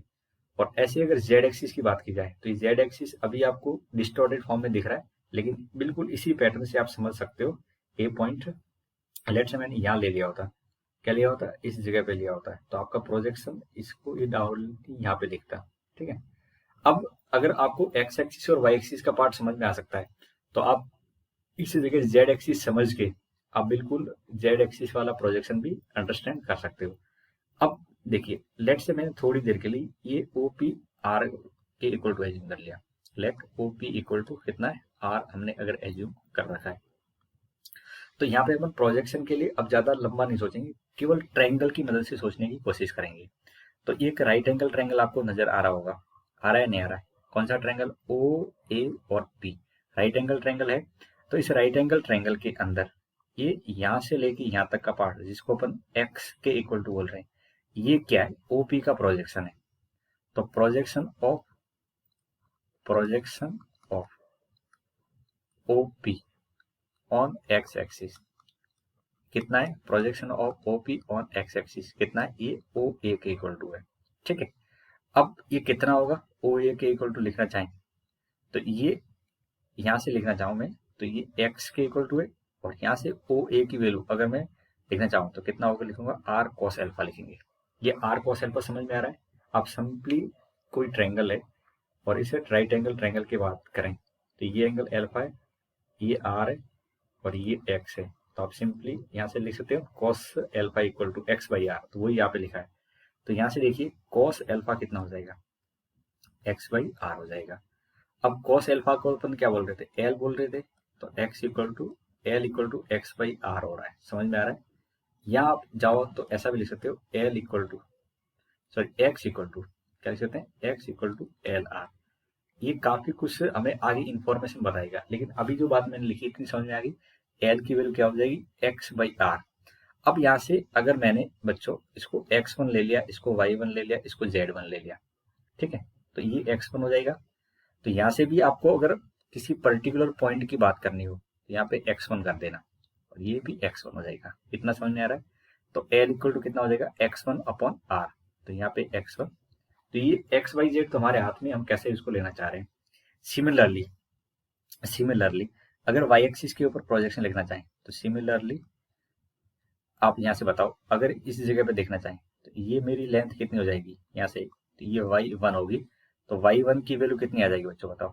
तो y1 की वैल्यू जो लेना चाहेंगे तो ये r cos बीटा आएगी, क्योंकि यहाँ पे एंगल कितना ले रहे हैं अपन, इस जगह का एंगल कितना ले रहे हैं। तो यहाँ पे देखिए ये एंगल में बीटा लेने वाला हूँ। तो y1 की वैल्यू कितनी हो जाएगी, r cos बीटा। तो यहाँ से आप बताओ cos बीटा लिखना चाहें तो y1 अपॉन r होगा कि नहीं होगा। इस पार्ट को भी आप समझने की कोशिश करना। और ऐसे ही cos गामा कितना हो जाएगा, तो cos गामा हो जाएगा बच्चों आपको z1 अपॉन r। जिस तरह से हमने x और y के लिए कॉन्सेप्ट समझा है, बिल्कुल z के लिए इसी पैटर्न से ये अप्लाई हो जाता है। तो cos गामा इक्वल टू कितना हो जाएगा, z1 अपॉन r। अब आपको क्या होगा, कोई किसी पर्टिकुलर क्वेश्चन के अंदर आपको अगर कोऑर्डिनेट एक्सिस के ऊपर प्रोजेक्शन लेना दिया है या आपको फाइंड आउट करना है, तो उस केस में आप कहना कि लेंथ कितनी है और एंगल कितना है जिसका हमें प्रोजेक्शन लेना है। तो एक तरह से आप ये वाला कॉन्सेप्ट जरूर याद रखना कि बेसिकली प्रोजेक्शन का मतलब यहाँ पे क्या होता है। ठीक, तो प्रोजेक्शन ऑन कोऑर्डिनेट एक्सिस ये वाला पार्ट आपको अगर क्लियर हो गया है तो अपन थोड़ा सा आगे समझने की कोशिश करते हैं। और यहाँ पे जो डायरेक्शन रेशियो है उससे कहीं कहीं ये लिंक हो रहा है। ये जो मेरा प्रोजेक्शन वाला पार्ट है ये कहीं की मुझे डायरेक्शन रेशियो के साथ में कहीं की रिलेशन तो दे रहा है। तो कहीं की मैं इस कॉन्सेप्ट को अगर समझना चाहूँ तो कैसे उसको इलोबरेट करेंगे। तो देखिए अगर मुझे सम ये वाली वैल्यू सम ऑफ स्क्वायर के बारे में समझना है तो ये हमेशा डायरेक्शन कोसाइन के स्क्वायर का समेशन हमेशा 1 निकल के आता है। तो इस बात को अपन कैसे प्रूव कर सकते हैं। तो देखिए हमने जनरल किसी वेक्टर की बात की थी तो उस कंडीशन में मेरे पास में एल की वैल्यू या मैं कहूंगी कॉस एल्फा की वैल्यू कितनी निकल के आई थी, तो x1 बाई आर निकल के आया था। ठीक है, और ये मेरा एल है। ऐसे कॉस बीटा की वैल्यू निकल के क्या आई थी, तो आप कहोगे y1 अपॉन आर, और इसको अपन सिंबल वाइज m कह रहे थे। और कॉस गामा की वैल्यू लिखेंगे तो z1 अपॉन आर आ रही थी, इसको n बोल रहे हैं। अब बच्चों देखिए अगर मैं l square plus m square plus n square करना चाह रहा हूँ तो ये कहने का मतलब क्या होगा, इसको आप कह सकते हैं cos square alpha, cos square beta और कॉस स्क्वायर गामा। ये तो एक ही बात है, कॉस स्क्वायर गामा। लेकिन ये पर्टिकुलर वैल्यू कितनी आएगी, तो आप कहोगे x1 square upon R square, y1 square upon R square और z1 square upon R square. ठीक है, अब देखिए यहाँ से देखेंगे तो x1 y1 और z1 square upon R square हो रहा है। लेकिन r क्या था, अगर r आपने पीछे वाले पार्ट में ध्यान दिया हो तो r को मैंने OP की लेंथ के बराबर बोला था। तो आर स्क्वायर यहाँ से आप लिखना चाहोगे तो कितना हो जाएगा, x1 स्क्वायर y1 स्क्वायर और Z1 स्क्वायर। अरे भाई वेक्टर की लेंथ का स्क्वायर ही तो है, तो आर स्क्वायर कितना है, एक्स स्क्वायर वाई स्क्वायर और Z1 का स्क्वायर है। तो मैं यहाँ से ये वाली वैल्यू को देख पा रहा हूँ, तो ये कितना हो जाएगा, 1 हो जाएगा। कितना हो जाएगा, 1। तो आप हमेशा ध्यान रखना, हमेशा क्या ध्यान रखोगे, जो आपके पास में sum of squares of direction cosine होता है वो कितना होता है, हमेशा 1 के इक्वल टू रहता है। अब इस पे बहुत सारे क्वेश्चन बना के वो पूछ सकते हैं आपसे, छोटे छोटे क्वेश्चन बहुत सारे बना के आपसे पूछ सकते हैं। वो ऐसे कह सकते हैं, इस क्वेश्चन की मदद से आपसे ऐसे कह सकते हैं, sine square beta, sine square gamma, sorry beta और साइन स्क्वायर गामा, यहाँ पे फर्स्ट में अल्फा कर दें। तो sine square alpha plus sine square beta plus sine square gamma कितना आएगा, तो आप सॉल्व करोगे तो 2 के इक्वल टू आता है। कैसे, इसको अपन लिख सकते हैं 1 minus sine square beta, 1 minus, हाँ इसको लिख सकते हैं 1 माइनस साइन स्क्वायर अल्फा, ये 1 माइनस साइन स्क्वायर बीटा और 1 माइनस साइन स्क्वायर गामा, और फिर आप सिंप्लीफाई करोगे तो ये रिजल्ट भी निकल के आ जाता है। और ऐसे आप रिजल्ट cos 2 अल्फा और cos 2 बीटा और cos 2 गामा का भी लिख सकते हो। लिख के बताओ कितना आएगा, तो देखो इस जगह अपन लिख सकते हैं 1 plus cos 2 alpha by 2, trigonometry का फॉर्मूला लिख सकते हैं, प्लस इसको कन्वर्ट कर सकते हैं 1 प्लस cos 2 बीटा बाई 2, और तीसरे वाले को लिख सकते हैं 1 plus cos 2 gamma by 2 equal to 1 तो है ही। जब आप क्रॉस मल्टीप्लाई करोगे तो राइट साइड में 2 पहुंच जाएगा, कितना पहुंच जाएगा 2, और यहाँ से 1 प्लस 1 प्लस 1 आएगा 3, तो इस साइड में 3 और राइट साइड में 2 है, तो ये -1 के इक्वल टू आ सकता है। तो आपको एक नंबर में ऐसा क्वेश्चन भी पूछ सकते हैं और ये वाला क्वेश्चन भी पूछ सकते हैं, तो ये दोनों आइडिया आपके दिमाग में रहने चाहिए। बेसिक कॉन्सेप्ट क्या है कि sum of squares of direction cosine is equal to 1 रहता है। अब मैं LMN यूज कर रहा हूँ या cos alpha, cos beta, cos gamma कह रहा हूँ, इससे कोई फर्क नहीं पड़ता, वो सेम ही है। अब कुछ स्पेशल केस है, अब कुछ स्पेशल केस हैं उनको आपको याद रखने हैं, ठीक है, स्पेशल केस। अब स्पेशल केस क्या है, अगर मेरे पास में direction cosine of x axis की बात करनी है, किसकी बात करनी है, एक्स एक्सिस के डायरेक्शन कोसाइन की बात करनी है, तो आप यहाँ पे ये कहोगे कि एक्स एक्सिस की बात करें तो वो एंगल कितना बनाएगी, तो एक्स एक्सिस के साथ में कितना एंगल बनाती है भाई, एक्स एक्सिस का मतलब अगर मेरी line along the X axis आ जाए, क्या जाए, अलोंग द एक्स एक्सिस आ जाए, तो उस केस में मेरे पास में अल्फा की वैल्यू कितनी हो जाएगी 0, बीटा की वैल्यू कितनी हो जाएगी 90 और गामा की वैल्यू कितनी हो जाएगी 90। कोई भी लाइन अगर एक्स एक्सिस के अलोंग है तो वो खुद एक्स एक्सिस के साथ में 0 एंगल बना रही होगी, वाई एक्सिस के साथ में 90 और जेड एक्सिस के साथ में कितना एंगल बना रही होगी 90। तो आप यहाँ से अगर लिखना चाहो तो cos अल्फा, यहाँ से पर्टिकुलर एल क्या होगा cos 0, एम क्या होगा cos 90 और एन कितना हो जाएगा cos 90। हम जानते हैं cos 0 1 होता है, ये 0 होता है और ये 0 होता है, तो 1 0 0 आ जाता है। ये वाला केस समझ में आ गया। ऐसे ही अगर डायरेक्शन कोसाइन वाई एक्सिस के लिखने हो तो क्या लिखेंगे, अब यहाँ पे वाई एक्सिस के साथ में एंगल कितना बनेगा, वाई एक्सिस के साथ एंगल 0 बनेगा, तो आपके पास में ये 1 बीच में आ जाएगा और फर्स्ट और लास्ट 0 आ जाएंगे, तो 0 1 0। और सिमिलरली जेड एक्सिस के डायरेक्शन कोसाइन में अल्फा बीटा गामा क्या बनेंगे, अल्फा की वैल्यू 90, बीटा की वैल्यू 90 और गामा की वैल्यू 0 आ जाएगी, इसलिए 0 0 1 आ जाएगा। ये डायरेक्टली याद रखें, ये बहुत सारे क्वेश्चन के अंदर जब आगे बढ़ोगे तो उसमें लाइन का इक्वेशन लिखना होगा, तो उसमें हमें डायरेक्शन कोसाइन की जरूरत पड़ती है, तो direction cosine as it is वहाँ पे काम में आएंगे। तो हमें पता होना चाहिए कि इनकी पर्टिकुलर वैल्यू कितनी निकल के आती है। जैसे आप एक्स एक्सिस का स्लोप 0 याद रखते थे, एक्स एक्सिस का स्लोप क्या रखते थे 0, तो ऐसे आपको एक्स एक्सिस का डायरेक्शन कोसाइन याद रखना है 1 0 0, वाई एक्सिस का 0 1 0, जेड एक्सिस का 0 0 1। चले पर्टिकुलर डायरेक्शन में, कोई पर्टिकुलर डायरेक्शन में यूनिट वेक्टर लिखना है तो कैसे लिखेंगे। अब पर्टिकुलर डायरेक्शन में यूनिट वेक्टर लिखना है, इसका मतलब लेट से मेरे पास में कोई पॉइंट पी है, ठीक है, ये रैंडम पॉइंट ले रहा है और इसके कोऑर्डिनेट ले लिए मैंने x1 y1 z1 और ये ओरिजिन है। अब इन दोनों को मैं ज्वाइन कर लूंगा तो मेरे पास में एक ओपी वेक्टर बन रहा है, मैं ओपी को लाइन बोल सकता हूँ, ओपी वेक्टर बन रहा है।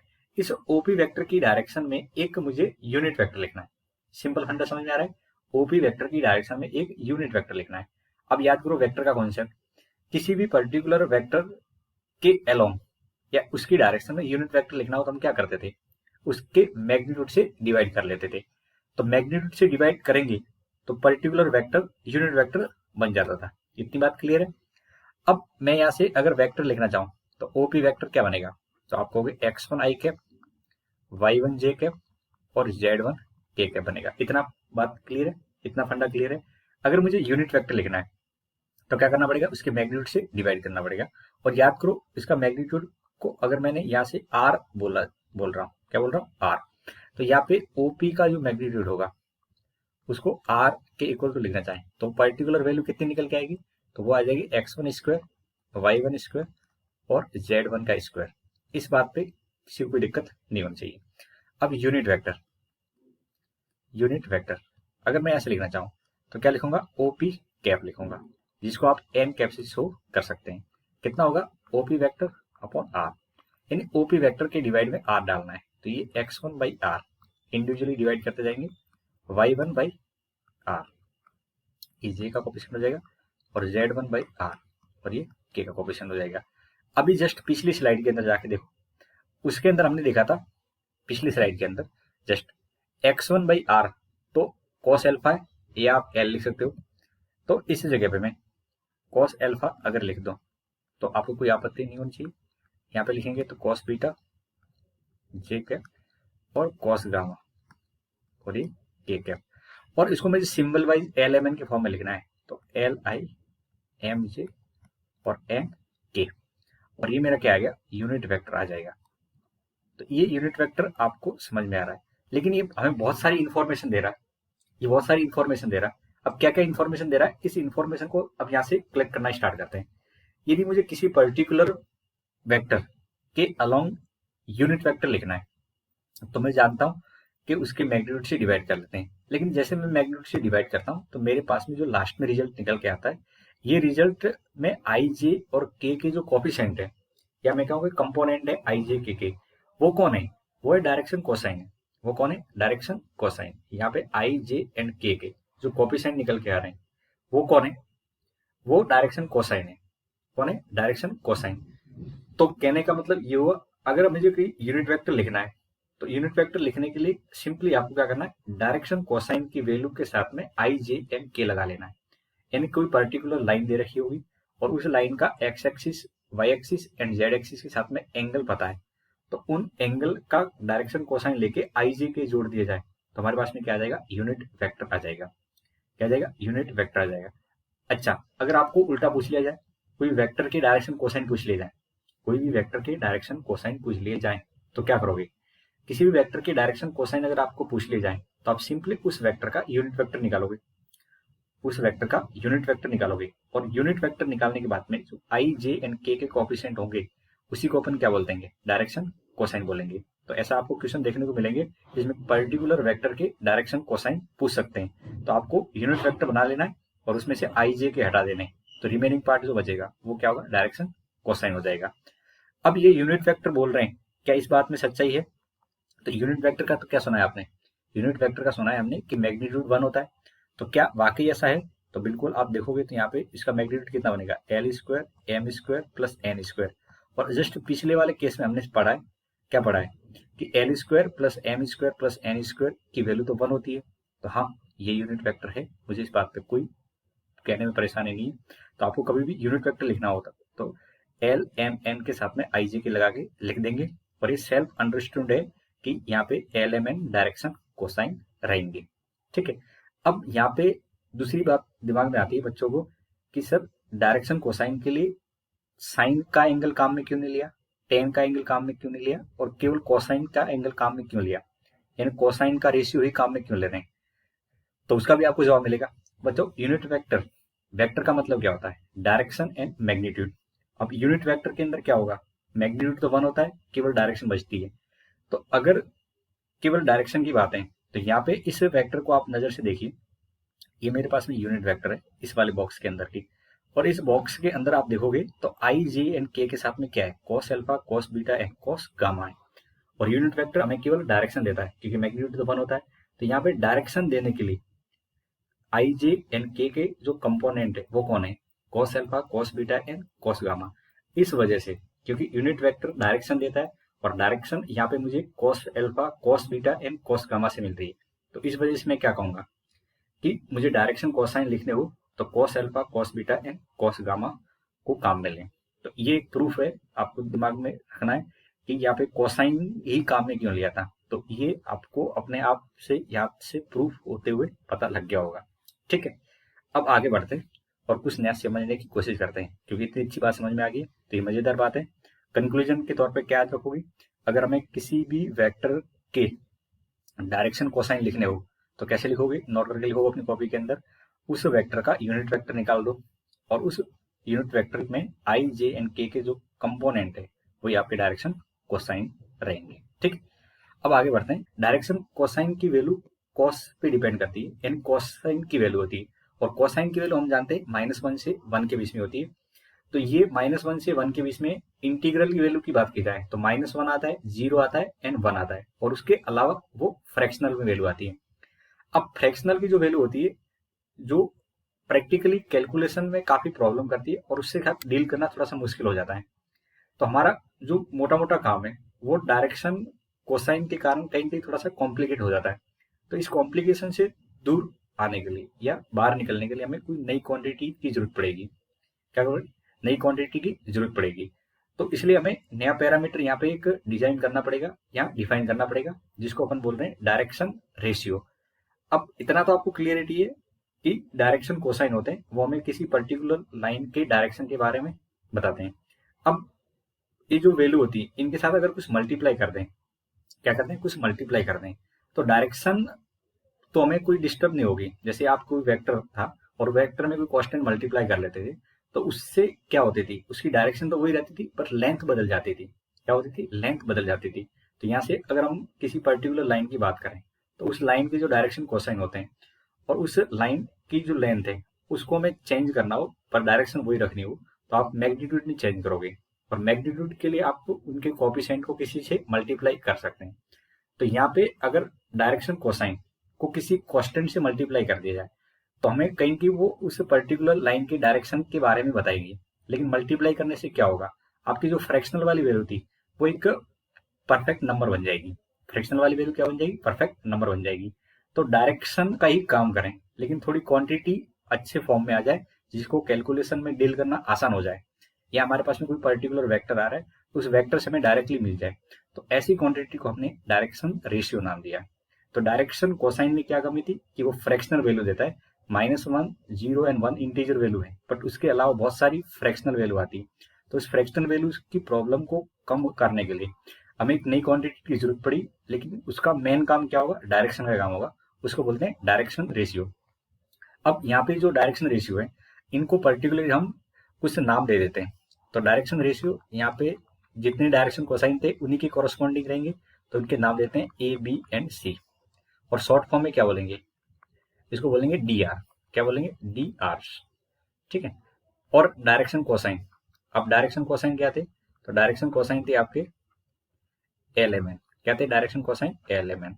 तो कहीं की डायरेक्शन कोसाइन और डायरेक्शन रेशियो के बीच में डायरेक्शन का कॉन्सेप्ट तो सेम है, बट फर्क क्या है, यहाँ पे कोई कांस्टेंट वैल्यू को मल्टीप्लाई कर लिया जिससे क्या होगा, उसकी लेंथ में चेंज आ जाए लेकिन डायरेक्शन वही रहे। तो यहाँ पे जो वैल्यू डायरेक्शन रेशियो की है इनको डायरेक्शन रेशियो कोसाइन के साथ में कैसे डील किया गया, तो यहाँ पे जैसे मैंने के से डिनोट मल्टीप्लाई कर दिया, तो ऐसे आप जो डायरेक्शन आपके कोसाइन थे उनको पर्टिकुलर किसी कांस्टेंट से मल्टीप्लाई कर दिया, जैसे के एल, के एम और के एन के फॉर्म में लिख दिया जाए, तो ये जो पर्टिकुलर वैल्यू बन जाती है उनको क्या बोलते हैं अपन, डायरेक्शन रेशियो बोलते हैं। अब डायरेक्शन रेशियो की जो वैल्यू है उसमें डायरेक्शन कोसाइन को किसी कांस्टेंट से मल्टीप्लाई कर रहा है। अब कांस्टेंट की वैल्यू तो कुछ भी हो सकती है, इस कांस्टेंट की वैल्यू तो कुछ भी हो सकती है। अब कुछ भी होने का मतलब एनी रियल नंबर, तो हम एक ऐसा रियल नंबर ढूंढेंगे जिससे कुछ कैलकुलेशन में आसानी आ जाए। तो वो कौन सा रियल नंबर ढूंढने की कोशिश करेंगे, तो उसके बीच में यहाँ से कुछ रिलेशन स्टैब्लिश करने की कोशिश करते हैं। तो पहले ये तो समझ में आ गया, डायरेक्शन रेशियो और डायरेक्शन कोसाइन के बीच में किसी कांस्टेंट का ही मल्टीप्लीकेशन हुआ है, डायरेक्शन चेंज नहीं हुई, केवल मैग्नीट्यूड में यहाँ पे कुछ चेंज आने वाला है। ठीक, अब देखिए, अगर मेरे पास में पिछले वाले केस को थोड़ा सा एक्सटेंड करते हैं, जैसे ये पी पॉइंट है और ये पॉइंट x1 y1 z1 है। अगर आपसे मैं कहूं, देखिए थोड़ा सा समझने की कोशिश करो, अगर मैं आपसे कहूं कि ओपी वेक्टर लिखिए तो आप बहुत आसानी से और इजी से लिख सकते हो। अगर मैं ओपी वेक्टर लिखने का हूँ तो आप आसानी से और बहुत इजी तरीके से मुझे ओपी वेक्टर लिख के बता सकते हो, क्योंकि हमें वेक्टर लिखना आता है। और पोजीशन वेक्टर लिखते समय तो क्या करना है, आई जे के लगा देना है, साथ में क्या लगा लेना है, आई जे के ही लगा लेने थे। लेकिन अगर मैं आपसे कहूँ कि यूनिट वेक्टर लिखिए तो थोड़ा सा मेहनत आपको ज्यादा करनी पड़ेगी, क्योंकि यूनिट वेक्टर में आपको मैग्नीट्यूड से डिवाइड भी करना होता है। तो अगर कंपैरिजन के तौर पे देखें तो आपको वेक्टर लिखना या यूनिट वेक्टर लिखने में इजी कौन सा रहेगा, तो ऑब्वियस सी बात है आपको वेक्टर लिखना आसान रहेगा। अब वेक्टर की बात करें, एक यूनिट वेक्टर की बात करें, दोनों में कॉमन क्या है, डायरेक्शन। अलग अलग क्या है, दोनों को मैग्नीट्यूड वाइज डिफरेंस है, लेकिन डायरेक्शन वाइज तो सेम है। वेक्टर और उसका यूनिट वेक्टर दोनों ही डायरेक्शन देते हैं। तो आप कहोगे यूनिट वेक्टर के अंदर डायरेक्शन आती थी, लेकिन वेक्टर के अंदर भी तो डायरेक्शन है। तो अगर मुझे डायरेक्शन का कॉन्सेप्ट है तो कहीं कि मैं वेक्टर के साथ अगर लिंक कर दूं तो ज्यादा बेटर तरीके से अपन बता सकते हैं भाई वेक्टर और यूनिट वेक्टर दोनों डायरेक्शन दे रहे हैं। तो अगर मुझे डायरेक्शन लेनी है तो मैं सारी जो इन्फॉर्मेशन है वेक्टर के ऊपर ट्रांसफर कर दूं, तो कौन सा इजी अप्रोच रहेगा डायरेक्शन को शो करने के लिए, तो आपको वेक्टर के अंदर से डायरेक्शन निकालना बहुत इजी रहेगा, क्योंकि वेक्टर लिखना बहुत आसान रहता है और जो काम आपको आसानी से हो जाए तो उस कॉन्सेप्ट की तरफ हमें आना चाहिए। ठीक है, तो अगर यहाँ पे आप देखोगे, और अभी जो लास्ट वाला पार्ट था तो बस ये यूनिट वेक्टर था। इस यूनिट वेक्टर को मैंने अगर आर से मल्टीप्लाई कर दिया, क्या कर दिया, आर से मल्टीप्लाई कर दिया, तो ये एल आर हो जाएगा। और मैं जानता हूं एल आर की वैल्यू कितनी होती है। अगर यहाँ से अगर आप कॉन्स्टेंट से मल्टीप्लाई कर दो तो एक बढ़िया वाला कॉन्सेप्ट ढूंढे, तो मैं अगर आर से मल्टीप्लाई कर दूं, किससे मल्टीप्लाई कर दूं, आर से अगर मल्टीप्लाई कर दिया जाए तो आपके पास में ये कंडीशन कैसे निकल के आएगी। अब देखिए यहाँ से आपको, अब यहाँ से देखिए अगर ये मेरे पास में यूनिट वेक्टर है तो इसको मैं ऐसे भी देख सकता हूँ, सही बात है। और इसको यहाँ से देखें तो ये भी तो यूनिट वेक्टर है। अब इस यूनिट वेक्टर के जो आई जे के कोफिशिएंट है इसी को तो अपन एल एम एन बोल रहे थे भाई, एक्स वन बाई आर और वाई वन बाई आर और जेड वन बाई आर, यही तो एल एम एन है। अगर मैं एल एम एन को किसी कॉन्स्टेंट से मल्टीप्लाई करता हूँ तो मुझे क्या मिलते हैं, डायरेक्शनल रेशियो मिलते हैं। यदि एल एम एन को किसी कॉन्स्टेंट से मल्टीप्लाई करते हैं तो मुझे क्या मिलते हैं, एल एम एन मिलते हैं। तो मैं मल्टीप्लाई अगर आर से कर दूं, अगर ये डायरेक्शन कोसाइन है इनको आर से मल्टीप्लाई कर दें, अगर आर से मल्टीप्लाई कर दें, किसे करते हैं, आर से मल्टीप्लाई कर दें, तो आपके पास में क्या आ जाएगा, आपके पास में पर्टिकुलर ये वेक्टर आ जाएगा, नहीं आएगा। आपकी डायरेक्शन कोसाइन की वैल्यू को मैं आर से मल्टीप्लाई कर दूं तो मेरे पास में ये यहाँ पे वेक्टर हो गए, यहाँ तक पहुंच जाओगे और इसको देखोगे। अब इसको देखने के बाद में यहाँ पे देखेंगे तो आई जे के जो कोफिशिएंट निकल के आ रहे हैं ये क्या आ रहे हैं, एक्स वन वाई वन और जेड वन आ रहे हैं। और x one y one z one की बात की जाए तो ये तो वेक्टर के कोफिशिएंट है आईजेके के, और वेक्टर के कोफिशिएंट है जो आईजेके के साथ में आ रहे हैं, तो ये तो मेरा डायरेक्शन रेशियो है। अगर ये डायरेक्शन रेशियो है तो इसे लिखना बहुत आसान हो जाएगा। अगर ये डायरेक्शन रेशियो है तो इसको लिखना तो बहुत आसान हो जाएगा, क्योंकि आपको कोई पर्टिकुलर वेक्टर दे रखा होगा तो उसमें से आईजेके घटा दो और जो रिमेनिंग पार्ट बच रहा है वो आपके क्या हो जाएंगे, डायरेक्शन रेशियो हो जाएंगे। तो आपको वेक्टर में से डायरेक्शन तो निकालनी थी। अब वेक्टर में से अगर मैं आईजेके को हटा देता हूँ और जो रिमेनिंग पार्ट बचता है उसको मैं डायरेक्शन रेशियो बोल रहा हूँ, तो ये प्रॉब्लम के साथ में हैंडल करना बहुत आसान है, बजाय उसको यूनिट वेक्टर निकालने के बाद में फिर आईजेके के कोफिशिएंट को मैं डायरेक्शन कोसाइन बोल रहा हूँ। एक तो आपको यूनिट वेक्टर निकालना है, फिर उसके कोफिशिएंट को आईजेके के कोफिशिएंट को अपन डायरेक्शन कोसाइन बोल रहे हैं। एक पर्टिकुलर वेक्टर है, उस वेक्टर के अंदर से आईजे के कोफिशिएंट को मैं डायरेक्शन रेशियो बोल रहा हूँ। दोनों का काम है डायरेक्शन देना, तो इजी कौन सा है, आप किसी वेक्टर के अंदर से कोफिशिएंट लिखना बहुत आसान होता है। तो यहाँ से आपको ये समझ में आ गया होगा कि अगर मुझे कोई पर्टिकुलर वेक्टर दे रखा है और उस वेक्टर में आईजे की कोफिशिएंट की बात की जाए तो वो क्या होते हैं, डायरेक्शन रेशियो होते हैं। क्या होते हैं, डायरेक्शन रेशियो। आप पढ़ोगे अच्छा अब तक हम जो पढ़ रहे थे उसके अंदर डायरेक्शन रेशियो तो ऑलरेडी थे, तो मैं कहूँगा बिल्कुल सही बात है। आप कोई भी पर्टिकुलर वेक्टर लेते थे, ए जैसे मैंने वेक्टर ले लिया, ए वेक्टर ले लिया और यहाँ से आपने 3i 5j और 6k ले लिया, ठीक है। तो यहाँ पे डायरेक्शन रेशियो क्या हो जाएंगे, तो आप कहोगे डायरेक्शन रेशियो की बात करनी है तो आप आई जे के जो कोफिशिएंट है उनको लिख दो डायरेक्टली। तो 3, 5 और 6 यानी इनके बीच में क्या करते हैं, कोफिशिएंट लिखते हैं। तो किसी पर्टिकुलर वेक्टर में आई जे एंड के जो कंपोनेंट होते हैं उन्हीं को क्या बोलते हैं अपन, डायरेक्शन रेशियो बोलते हैं। इसका मतलब उल्टा भी कह सकता हूं मैं, इसका उल्टा भी कह सकता हूं। अगर मुझे किसी भी वेक्टर के डायरेक्शन रेशियो दे रखे हैं और मुझे इसको वेक्टर के फॉर्म में लिखना है तो कैसे लिखूंगा, अगर कोई भी वेक्टर दे रखा है और उसके डायरेक्शन रेशियो दे रखे हैं और मुझे वेक्टर लिखना है तो क्या करना है, तो सिंपली उन कॉपी डायरेक्शन रेशियो के साथ में आई जे के लगा देना, तो इसे क्या बन जाएंगे, वेक्टर बन जाएंगे। तो दोनों साइड से आपको समझ में आ रहा है, वेक्टर दे रखा हो तो डायरेक्शन रेशियो कैसे लिखते हैं, और डायरेक्शन रेशियो दे दी जाए तो वेक्टर कैसे लिखा जाता है। ठीक है, तो ये इतनी सी बात थी। तो अपन फाइनली क्या कहेंगे, जो डायरेक्शन रेशियो होते हैं वो डायरेक्शन कोसाइन के मल्टीपल होते हैं, डायरेक्शन कोसाइन के मल्टीपल होते हैं। अब मल्टीपल क्या है, तो मैं कहूंगा आर का मल्टीपल ही होता है। तो आप डायरेक्शन रेशियो और डायरेक्शन कोसाइन के बीच में अगर कोई रिलेशन याद रखना चाहें तो आप बहुत आसान से याद रख सकते हो कि भाई एक दूसरे के प्रोपोर्शनल होते हैं। क्या होते हैं, प्रोपोर्शनल होते हैं। A by L equal to B by M equal to C by N होते हैं, और उनका जो रेशियो होता है उसको आप कोई कांस्टेंट वैल्यू नाम दे सकते हैं। ठीक है, अब आगे बढ़ते हैं, और हमें अगर इनके बीच में रिलेशन पता करना है, क्योंकि आपको अब ये तो पता लग गया कि दोनों काम डायरेक्शन देना है, दोनों काम क्या डायरेक्शन देना है, तो इनके बीच में क्या रिलेशन होगा मैथमेटिकली वो अगर लिखना है, तो अपन ने ये रिजल्ट कंक्लूड कर ही लिया कि कोई जनरल वेक्टर होता है, उस जनरल वेक्टर के आई जे के कंपोनेंट को क्या बोलते हैं, अपन डायरेक्शन रेशियो बोलते हैं। और कोई यूनिट वेक्टर होता है, उसमें आई जे के जो कोफिशिएंट होते हैं या कंपोनेंट होते हैं उनको डायरेक्शन कोसाइन बोलते हैं। तो सिंपल वेक्टर यानी अगर मेरे पास में डायरेक्शन रेशियो दे रखे हैं, डायरेक्शन रेशियो क्या दे रखे हैं, डायरेक्शन रेशियो, अगर मेरे पास में ए बी एंड सी है तो उससे रिलेटेड पोजीशन वेक्टर क्या होगा। अगर मैं पोजीशन वेक्टर लिखना चाहूँ तो पोजीशन वेक्टर क्या हो जाएगा, ए आई बी जे और सी के होगा। अब मैं इसका अगर यूनिट वेक्टर निकालना चाहूँ, क्या निकालना चाहूँ, यूनिट वेक्टर, तो बच्चों क्या करूंगा, इसके साथ में इसके मैग्नीट्यूड से डिवाइड कर दूंगा। क्या करूंगा, इसके मैग्नीट्यूड से डिवाइड कर दूंगा, तो मैग्नीट्यूड कितना बनेगा, A square plus B square plus C square. तो अगर आपके पास में डायरेक्शन रेशियो है और मुझे यहाँ से डायरेक्शन कोसाइन लिखने हैं तो क्या तरीका रहना चाहिए, डायरेक्शन रेशियो से डायरेक्शन कोसाइन लिखने हैं तो आप कहोगे ए और उसके साथ में इसके मॉडुलस से डिवाइड कर दें, ए स्क्वायर बी स्क्वायर और सी स्क्वायर। ठीक है, फिर ए डायरेक्शन के साथ में भी डिवाइड करेंगे तो मैं इंडिविजुअली सबको ए स्क्वायर बी स्क्वायर सी स्क्वायर से डिवाइड कर रहा हूँ। ठीक है, तो ये आपको अब समझ में आएगा कि डायरेक्शन कोसाइन और डायरेक्शन रेशियो के बीच में क्या रिलेशन है। अब हमने बोला था किसी कांस्टेंट से मल्टीप्लाई करते हैं, और मल्टीप्लाई का मतलब आप यहाँ से समझ पाओगे तो मैग्नीट्यूड से डिवाइड कर रखा है, लेकिन हमें इसकी वैल्यू के बारे में कोई पता नहीं होता कि डायरेक्शन होती है तो सीधी भी हो सकती है या उसकी एंटी पैरेलल भी हो सकती है। तो यहाँ पे दोनों क्वांटिटी आपको ध्यान रखनी है, ये प्लस माइनस हो सकता है, यानी साइड में हो सकती है या उसकी ऑपोजिट डायरेक्शन हो सकती है। मेनली डायरेक्शन की बात होती है, तो विथ सेम डायरेक्शन या एंटी पैरेलल डायरेक्शन दोनों हो सकती है। तो डायरेक्शन कोसाइन और डायरेक्शन रेशियो के बीच में आपको ये रिलेशन समझ में आ गया होगा।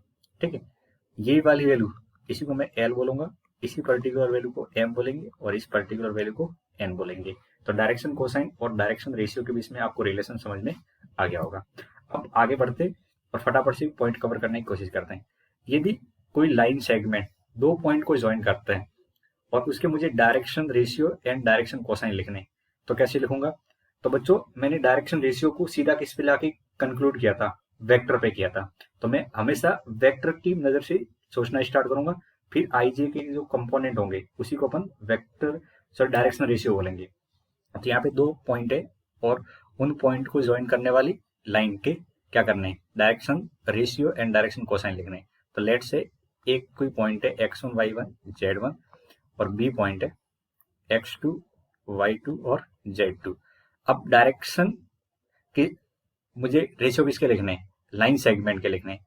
तो यहाँ पे ए बी वैक्टर लिख लो, पहले तो क्या करोगे, ए बी वैक्टर लिखोगे। तो हमें वैक्टर लिखना अच्छे से आता है, x2 माइनस x1 आई कैप, y2 माइनस y1 जे कैप और z2 माइनस z1 और ये के कैप हो जाएगा। ठीक है, इतना।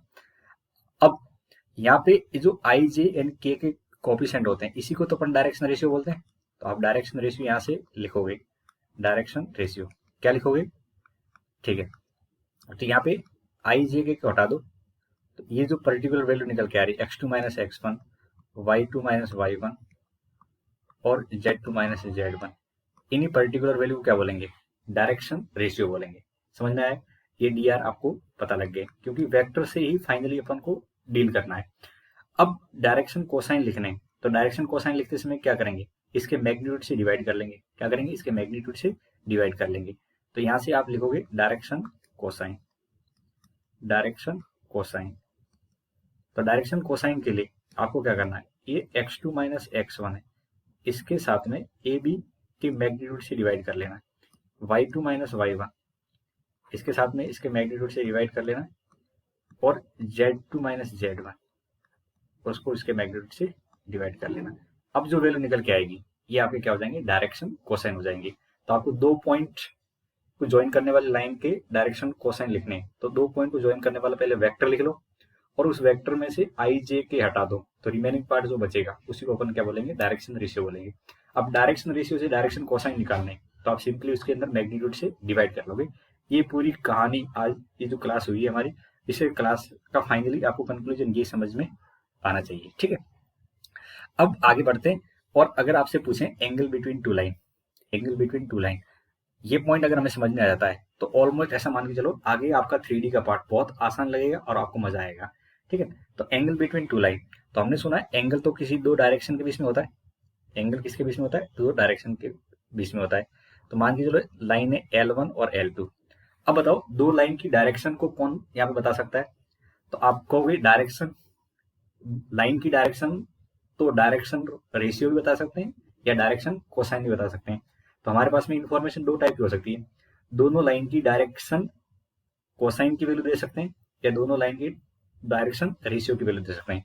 तो लेट यहाँ पे मैं एज्यूम करता हूँ कि मुझे डायरेक्शन इसके दे रखे हैं, डायरेक्शन रेशियो दे रखे हैं, कितने दे रखे हैं, A1 B1 और C1, और सेकंड लाइन के डायरेक्शन रेशियो दे रखे हैं A2 B2 एंड C2।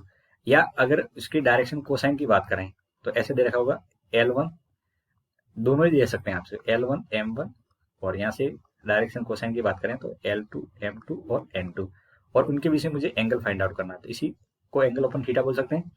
अब देखिए आपको वेक्टर के अंदर मैंने अच्छे समझा रखा है कि दो वेक्टर के बीच में एंगल निकालना हो तो यहाँ पे आपको cos थीटा की कंडीशन काम में लेते हैं।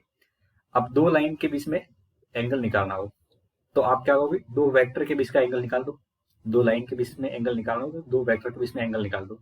अब आपको दो वेक्टर लिखने हैं, तो वेक्टर का मतलब डायरेक्शन, मैग्नीट्यूड कितना वो फर्क नहीं पड़ता कि एंगल। आप सोचिए जरा कि मेरे पास में ऐसे दो लाइन सेगमेंट है और ऐसे बड़े लाइन सेगमेंट है, ठीक है, तो इनके बीच में मैं अगर एक बड़ा पार्ट लेके एंगल देखूं या छोटा पार्ट लेके एंगल देखूं, एंगल तो एंगल ही होगा। यानी एंगल जो होता है वो डायरेक्शन के बीच में होता है, पर उस लाइन का मैग्नीट्यूड कितना है उससे कोई फर्क नहीं पड़ता है, बस केवल डायरेक्शन ही काम में आती है एंगल फाइंड आउट करते समय। अब एंगल केवल डायरेक्शन पे डिपेंड करता है, तो मैं एंगल डायरेक्शन रेशियो की मदद से भी निकाल सकता हूँ या डायरेक्शन कोसाइन की मदद से भी निकाल सकता हूँ। अब समझिए, अगर मुझे इसकी डायरेक्शन लिखनी हो तो इस डायरेक्शन को मैं वेक्टर के फॉर्म में लिखना चाहूँ तो ये डायरेक्शन रेशियो के साथ में आई जे के लगा देंगे, क्या लगा देंगे, डायरेक्शन के साथ में आई जे के लगा देंगे।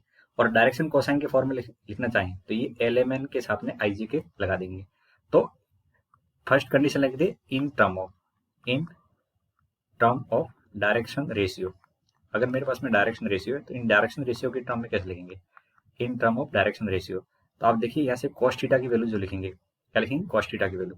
तो cos थीटा की वैल्यू कैसे लिखेंगे, तो आपको पता है, आपको ये जो डायरेक्शन थी, लेट से मैंने इसका B1 वेक्टर नाम दे दिया और इसका नाम दे दिया B2 वेक्टर। तो आपको क्या करना है यहाँ से बच्चों, B1 vector dot B2 vector upon B1 का मॉड्यूलस और B2 का मॉड्यूलस लिखना होता है। ये डॉट प्रोडक्ट की डेफिनेशन है, वही से अपन ने सीखा था। तो B1 वेक्टर यहाँ से लिखेंगे बच्चों, क्या आएगा, B1 vector dot B2 vector. तो यहाँ से देखोगे तो A1 आई कैप, B1 जे कैप और C1 के कैप, राइट, डॉट A2 आई कैप, B2 जे कैप और C2 के कैप। अब डिवाइड में लिखेंगे तो डिवाइड में क्या आएगा, इसका मैग्नीट्यूड आ जाएगा, तो कितना है A1 स्क्वायर B1 स्क्वायर और C1 स्क्वायर, और यहाँ पे लिखेंगे तो ये A2 स्क्वायर B2 स्क्वायर और C2 स्क्वायर आ जाएगा। इसको फर्दर सिंप्लीफाई करेंगे तो बहुत मजेदार आपको रिजल्ट दिखेगा, A1 A2 B1 B2 और C1 C2। तो दो लाइन के बीच एंगल निकालने का मतलब उन दोनों लाइन की डायरेक्शन कोसाइन को वेक्टर फॉर्म में लिख के उसको एंगल के फॉर्म में लिखने हैं, ठीक है। तो यहाँ से आपको ये वाली कंडीशन समझ पा रहे होंगे, ठीक है। अगर मुझे सेकंड कंडीशन लिखना है कि इन term of direction, in term of direction cosine लिखने हो, क्या करने हो, डायरेक्शन कोसाइन लिखने हो, तो कैसे लिखूंगा, तो बच्चों यहाँ पे लिखोगे cos थीटा, ये तो पता है डायरेक्शन कोसाइन में लिखेंगे तो LMN आ जाएंगे, तो नीचे ऊपर लिखेंगे L1 L2 M1 M2 और N1 N2, ठीक है। और इंडिविजुअली मैग्नीट्यूड तो कितना होगा 1 और दूसरे वाले का 1 होगा, इसलिए आपको दोनों को लिखने की जरूरत नहीं है। तो आपको अगर एंगल निकालना हो दो लाइन के बीच में, तो दोनों लाइन की डायरेक्शन कोसाइन का प्रोडक्ट का एडिशन लिखते जाइए। जो कोरस्पॉन्डिंग डायरेक्शन कोसाइन की वैल्यू है L1 L2 plus M1 M2 plus N1 N2 लिख सकते हैं। लेकिन मेन कॉन्सेप्ट आपको बेसिक समझ में आना चाहिए कि मुझे डायरेक्शन के बीच में एंगल लिखना होता है, और डायरेक्शन रेशियो से मिल सकती है या डायरेक्शन कोसाइन से मिल सकती है। तो उम्मीद है आपको यहाँ तक का जो पार्ट है थियोरिटिकल वो क्लियर समझ में आ गया होगा। पूरी कहानी जो 3D की है वो आपकी डायरेक्शन कोसाइन पे चलने वाली है और डायरेक्शन रेशियो पे। यदि आपको direction cosine and direction ratio का मीनिंग समझ में आ गया तो आगे अपन प्रैक्टिस करेंगे, उसमें क्वेश्चन बहुत आसानी से हो जाएंगे, ठीक है। तो आज की क्लास में हमने क्या क्या सीखा कि हमारे पास में जो अल्फा बीटा गामा एंगल होते हैं तो उनकी करस्पॉन्डिंग वैल्यू के साथ में कोसाइन लगा दिया जाए तो उसको अपन बोलते हैं डायरेक्शन कोसाइन। अब हमारे पास में अगर कोई पर्टिकुलर वेक्टर है तो उस वेक्टर में से आई जे के हटा दिया जाए तो उन वैल्यू को अपन बोलते हैं डायरेक्शन रेशियो, और उस पर्टिकुलर वेक्टर को यूनिट वेक्टर बना दिया जाए तो यूनिट वेक्टर में जो आई जे के कंपोनेंट निकल के आते हैं उनको बोलते हैं direction cosine. Direction cosine and direction ratio का काम क्या होता है, किसी पर्टिकुलर वेक्टर की डायरेक्शन हमें शो करते हैं। 3D के अंदर डायरेक्शन हमें डायरेक्शन रेशियो या डायरेक्शन कोसाइन से मिलती है। ज्यादा अच्छे से डील करना किसे इजी रहता है, डायरेक्शन रेशियो को। अब direction ratio and direction cosine एक दूसरे के मल्टीपल होते हैं और इनकी मल्टीपल कराऊंगा। काफी अच्छा क्वेश्चन है हमारे पास में,